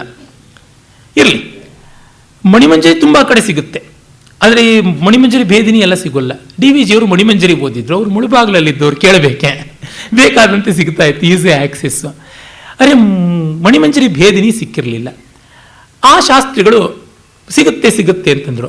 ಚಪ್ಪಲಿ ವಿಶ್ವೇಶ್ವರ ಶಾಸ್ತ್ರಿಗಳಂಥ ವಿದ್ವಾಂಸರಿಗೆ ಇದು ಏನು ಅಂತ ಕುತೂಹಲ. ಕೇಳಿದ್ರೆ ಇವ್ರು ಹೀಗಂದ್ರೆ, ಹೌದಾ ಇಂಥದ್ದೆಲ್ಲ ಇದೆಯಾ, ಈ ಕ್ಷುದ್ರ ಗ್ರಂಥಗಳನ್ನು ನಿಮ್ಮಂಥವ್ರನ್ನು ನಮ್ಮಂಥವ್ರು ನೋಡ್ಬೋದೇ, ನೀವು ಭಾಷ್ಯ ಗ್ರಂಥಗಳು ಓದಿದ್ದೀರಲ್ಲ ಸಾಕು, ಸುಮ್ಮನೆ ಇರಿ ಅಂತಂದ್ರಂತೆ. ಅಂದರೆ ಒಬ್ಬರನ್ನ ವಿಚಾರದಲ್ಲಿ ನಾವು ಎದುರಿಸೋಕ್ಕಾಗದೇ ಇದ್ದರೆ ವ್ಯಕ್ತಿನಿಂದೆಯಲ್ಲಿ ತೊಡಗುತ್ತೀವಿ, ತತ್ಕ್ಷಣ ಈ ಥರದ ಜಾಡಗಳು ಬಂದುಬಿಡುತ್ತವೆ, ಇನ್ನೇನೂ ಅಲ್ಲ. ಆ ಮಣಿಮಂಜರಿ ಮಾಣಿಕ್ಯ ಮಂಜರಿ ಚರ್ಚೆಗಳು ಈಚೆಗೂ ಬಂದಾಗ ನನ್ನ ಹತ್ರಕ್ಕೆ ದ್ವಾರಕಾನಾಥಾಚಾರ್ಯ ಅಂತ ಒಬ್ಬರು ಗೋಮಂಜರಿ ಅಂತ ಬರೆದು ನೀವು ಕಳಿಸಿದ್ದೀನಿ ನೀವು ಉತ್ತರ ಕೊಡ್ತೀರಾ ಅಂತ ಹೇಳ್ಬಿಟ್ಟಿದ್ರು, ಒಂದು ತುರುಫೇಲೆ ಥರ ಎಸ್ದಿದ್ರು. ಆಗ ನಾನು ಹೇಳಿದೆ, ಅವ್ರ ಮಗನೇ ತಂದು ಕೊಟ್ಟರು. ನೋಡಿ, ನಿಮ್ಮ ಆಚಾರ್ಯರು ನಮ್ಮ ಆಚಾರ್ಯರು ಕೂಡ ಛಾಂದೋಗ್ಯೋಪನಿಷತ್ತಿಗೆ ಭಾಷ್ಯ ಬರೆದಿದ್ದಾರೆ. ಛಾಂದೋಗ್ಯೋಪನಿಷತ್ತಿನಲ್ಲಿ ಸತ್ಯಕಾಮ ಜಾಬಾಲನ ಕಥೆ ಬರುತ್ತೆ. ಸತ್ಯಕಾಮ ಜಾಬಾಲನ ಹುಟ್ಟು ಹೇಗಾಯಿತು ಅಂತ ಅವರ ಅಮ್ಮನಿಗೂ ಗೊತ್ತಿಲ್ಲ. Mother is fact, father is faith ಅಷ್ಟೇ. ನೀನು ಜಬಲೆಯ ಮಗ ಜಾಬಾಲಪ್ಪ ಅಷ್ಟೇ ಅಂತ ಕಳಿಸ್ತಾಳೆ. ಅವನು ಹೋಗ್ತಾನೆ ಗೌತಮ ಹರಿದ್ರುಮತ ಹತ್ರ, ಅದನ್ನೇ ಹೇಳ್ತಾನೆ, ತಂದೆ ಹೆಸರು ಗೊತ್ತಿಲ್ಲ, ನಮ್ಮ ಗೋತ್ರವೂ ಗೊತ್ತಿಲ್ಲ, ನಾನು ತಾಯಿ ಮಗ ಅಷ್ಟೇ ಗೊತ್ತು ಅಂತ. ಈ ಕಠೋರ ಸತ್ಯವನ್ನು ಇಷ್ಟು ಶಾಂತ ಸ್ಥಿಮಿತವಾಗಿ ಹೇಳುವನು ನೀನಲ್ಲದೆ ಇನ್ಯಾರಪ್ಪ ಬ್ರಾಹ್ಮಣ ಅಂತ ಹೇಳ್ಬಿಟ್ಟು ನಿನಗೆ ಉಪನಯನ ಮಾಡ್ತೀನಿ ಬಾ ಅಂತ ಗುರುಕುಲಕ್ಕೆ ಸೇರಿಸ್ಕೊಳ್ತಾರೆ ಅಂತ ಬರುತ್ತೆ. ಈ ಉಪನಿಷತ್ತಿಗೆ ಇಬ್ಬರ ಆಚಾರ್ಯರು ಭಾಷ್ಯ ಬರೆದಿದ್ದಾರೆ. ಹೀಗಾಗಿ ಅದು ಪ್ರಮಾಣ ನಮಗೆ ಆಯಿತು. ಆ ಉಪನಿಷತ್ತಿನಲ್ಲಿ ಉಪನಿಷತ್ ಪ್ರವಕ್ತರವಾದ ಸತ್ಯಕಾಮ ಜಾಬಾಲ ಯಾವ ಒಂದು ಷೋಡಶ ಕಲಾಮಯನಾದ ಆತ್ಮತತ್ವ ಪುರುಷ ಅಂತ ಯಾವುದಿದೆ, ಷೋಡಶ ಕಲಾ ಪುರುಷ, ಷೋಡಶ ಕಲಾವಾನ್ ಪುರುಷ ಅಂತ ಆ ತತ್ವವನ್ನು ಹೇಳ್ತಾನೆ. ಅನಂತವಾನ್, ಪ್ರಕಾಶವಾನ್, ಜ್ಯೋತಿಷ್ಮಾನ್, ಆಯತನವಾನ್ ಅಂತ 4 ಪಾದಗಳು, ಒಂದೊಂದು ಪಾದಕ್ಕೂ 4 ಕಲೆಗಳು. ಅನಂತವಾನ್ ಅಂದರೆ 4 ದಿಕ್ಕುಗಳು, ಪ್ರಕಾಶವಾನ್ ಅಂದರೆ 4 ದಿಕ್ಕುಗಳು, ಅನಂತವಾನ್ ಅಂದರೆ ಭೂಮಿ, ಅಂತರಿಕ್ಷ, ಆಕಾಶ, ಸಮುದ್ರ ಅಂತ, ಮತ್ತು ಜ್ಯೋತಿಷ್ಮಾನ್ ಅಂದರೆ ಸೂರ್ಯ, ಚಂದ್ರ, ಅಗ್ನಿ ಮತ್ತು ವಿದ್ಯುತ್ ಅಂತ, ಆಯತನವಾನ್ ಅಂತಂದರೆ ಮನಸ್ಸು, ಬುದ್ಧಿ, ನೇತ್ರ, ಶ್ರೋತ್ರ ಅಂತ. ಹೀಗೆ 16 ಕಲೆಗಳ ಪುರುಷ ತತ್ವ ತಿಳ್ಕೊಂಡವನು ಬ್ರಹ್ಮಜ್ಞಾನಿ ಅಂತ ಹೀಗೆಲ್ಲ ಬರುತ್ತೆ. ಆ ತತ್ವ ಕೊಟ್ಟವನು ಷೋಡಶ ಕಲಾ ಪುರುಷ ವಿದ್ಯಾ ಅಂತ ಕರೀತಾರೆ. 32 ವಿದ್ಯೆಗಳಲ್ಲಿ ಅದು ಒಂದು. ಈ ವಿದ್ಯೆಯನ್ನು ಕೊಟ್ಟ ಛಾಂದೋಗ್ಯೋಪನಿಷತ್ತಿನ ಪ್ರವಕ್ತರುಗಳಲ್ಲೊಬ್ಬ ಸತ್ಯಕಾಮ ಜಾಬಾಲ ಮಹರ್ಷಿ, ಆತನೇ ವ್ಯಭಿಚಾರದ ಸಂತಾನ ಅಂತ ಒಪ್ಕೊಂಡಿದ್ದಾರೆ. ಇನ್ನು ಆ ಉಪನಿಷತ್ತಿನ ಭಾಷ್ಯ ಬರೆದವರೊಂದು ಪಕ್ಷದಲ್ಲಿ ವ್ಯಭಿಚಾರ ಸಂತಾನವೇ ಆಗಿದ್ದರೆ ಯಾಕೆ ಚಿಂತೆ ಮಾಡಬೇಕು, ಬೇಕಾಗಿಲ್ಲ. ಒಂದು ಪಕ್ಷ ಪ್ರಶ್ನೆ ಮಾಡುವ ನೀವು ನಾನು ಆ ವ್ಯಭಿಚಾರ ಸಂತಾನವೇ ಆಗಿದ್ದರೆ ನಾವೇನು ಮಾಡೋಕ್ಕಾಗುತ್ತೆ? I am not responsible for my birth. ನನಗೆ ಗೊತ್ತಿಲ್ಲ. ಖೇತ್ರಿ ಮಹಾರಾಜರ ಆಸ್ಥಾನದಲ್ಲಿ ಒಬ್ಬ ಗಾಯಕಿ ಇದ್ದಳು. ಆ ಗಾಯಕಿ ವೇಶ್ಯಾವೃತ್ತಿಯಿಂದ ಬದುಕ್ತಾ ಇದ್ದವಳು. ವಿವೇಕಾನಂದರ ಎದುರಿಗೆ ಹಾಡಬೇಕು ಅಂತ ಅವಳಿಗೆ ಆಸೆ. ಸ್ವಾಮೀಜಿಯವರು ಒಪ್ಕೊಳ್ಳಿಲ್ಲ. ಆಗ ಅವಳು ಒಂದು ಹಾಡನ್ನು ಹಾಡ್ತಾಳೆ. ಕಡೆಗೆ ಎಷ್ಟೋ ಬಲವಂತ ಮಾಡಿದ ಮೇಲೆ, ಹರಿ ನನ್ನನ್ನು ನೀನು ನೋಡಿ ಕರುಣಿಸು, ಗಂಗೆಗೆ ಬಿದ್ದಂಥ ಕೊಚ್ಚೆ ಕೂಡ ಗಂಗೆ ಆಗುತ್ತೆ, ಕಟುಕರ ಅಂಗಡಿಯ ಕತ್ತಿ ಮತ್ತು ದೇವಸ್ಥಾನದಲ್ಲಿ ಅರ್ಚನೆ ಮಾಡ್ತಕ್ಕಂಥ ಪೂಜಾರಿಯ ಕೈಯಲ್ಲಿರ್ತಕ್ಕಂಥ ಪರಿಕರ, ಕಬ್ಬಿಣದ ಪರಿಕರ, ಅದು ಎರಡನ್ನೂ ಸ್ಪರ್ಶಮಣಿ ಮುಟ್ಟಿದ್ರೆ ಎರಡೂ ಬಂಗಾರ ಆಯಿತು. ಕಟುಕರ ಅಂಗಡಿಯ ಕತ್ತಿಯ ಮೈಲಿಗೆ ಏನು, ಇದರ ಮಡಿ ಏನು, ಕೊಚ್ಚೆ ನೀರಿನ ಮೈಲಿಗೆ ಏನು, ಗಂಗಾ ನದಿಯ ಪಾವಿತ್ರ್ಯ ಏನು. ಹೀಗಾಗಿ ನನ್ನನ್ನು ನೀನು ಸರಿಯಾಗಿ ಗ್ರಹಿಸು, ಗಮನಿಸು ಅಂತ ಪರಮಾತ್ಮನಿಗೆ ಮಾಡುವ ನಿವೇದನೆ. ಆ ಹಾಡನ್ನು ಅವಳು ಭಕ್ತಿಪೂರ್ವಕವಾಗಿ ಹಾಡಿದ್ದನ್ನು ಕೇಳಿ ವಿವೇಕಾನಂದರು ತುಂಬ ಸಂಕೋಚಪಟ್ಟು ಅವಳ ನಮಸ್ಕಾರ ಮಾಡಿ, ಅಮ್ಮ ನೀನು ನನ್ನ ತಾಯಿ ಅಂತ ಹೇಳಿ ಆಕೆ ಮಗನ ಥರ ವಿವೇಕಾನಂದನ್ನು ಕಾಣೋದಕ್ಕೆ ಶುರು ಮಾಡಿದ್ರು ಅಂತ ಕೇಳಿದ್ದೀವಿ. ಅಂದರೆ ಇವುಗಳೆಲ್ಲ ಒಂದು ಹಂತ ಆದಮೇಲೆ ನಿಲ್ಲಬಾರದು, ಹೋಗ್ಕೊಳ್ಬೇಕಾಗುತ್ತೆ, ತೊಳಕೊಳ್ಬೇಕಾಗುತ್ತೆ. ಆ ಅರ್ಥದಲ್ಲಿ ಹೇಳ್ತಾ ಇದ್ದಾರೆ, ಆತ ಅಲ್ಪವಾದ ವಿಷಯಗಳಿಗೆ ತಿರುಗಬಾರದು ಅಂತ. ಕ್ಷುದ್ರವಾದ ಸಣ್ಣ ಪುಟ್ಟ ವಾದಗಳಲ್ಲಿಯೋ ತಗಾದೆಗಳಲ್ಲಿಯೋ ವ್ಯಕ್ತಿ ದ್ವೇಷಗಳಲ್ಲಿಯೋ ತೊಡಗಿದರೆ ತತ್ವನಿಶ್ಚಯ ಆಗುವಂಥದ್ದಲ್ಲವೇ ಅಲ್ಲ. ಅದಕ್ಕಾಗಿ ಹೇಳ್ತಾರೆ, ಮತ್ತೆ ಮತ್ತೆ ಉತ್ತಮೋತ್ತಮ ಕಲ್ಪವನ್ನು ನಾವು ಹಿಡಿಯಬೇಕು, ಅಧಮ ಕಲ್ಪಗಳನ್ನು ಹಿಡಿಯಬಾರದು ಅಂತ. ಅದನ್ನು ಈ ಒಂದು ಸೂತ್ರ ಎಚ್ಚರವಾಗಿ ತೋರಿಸುತ್ತೆ. ಹೀಗೆ ಚಿತ್ತಂ ಮಂತ್ರ ಅನ್ನೋದರಿಂದ ಆರಂಭ ಮಾಡಿ ವಿದ್ಯಾಸಂಹಾರೇ ತದುತ್ಥ ಸ್ವಪ್ರದರ್ಶನಂ ಅನ್ನುವುದಕ್ಕೆ ತಂದು ಮುಗಿಸುತ್ತೆ ಎನ್ನುವಲ್ಲಿ ನಾವು 2ನೇ ಅಧ್ಯಾಯ ಅಥವಾ 2ನೇ ಉನ್ಮೇಷವನ್ನು ಪೂರ್ಣ ಮಾಡಿದ್ದೀವಿ.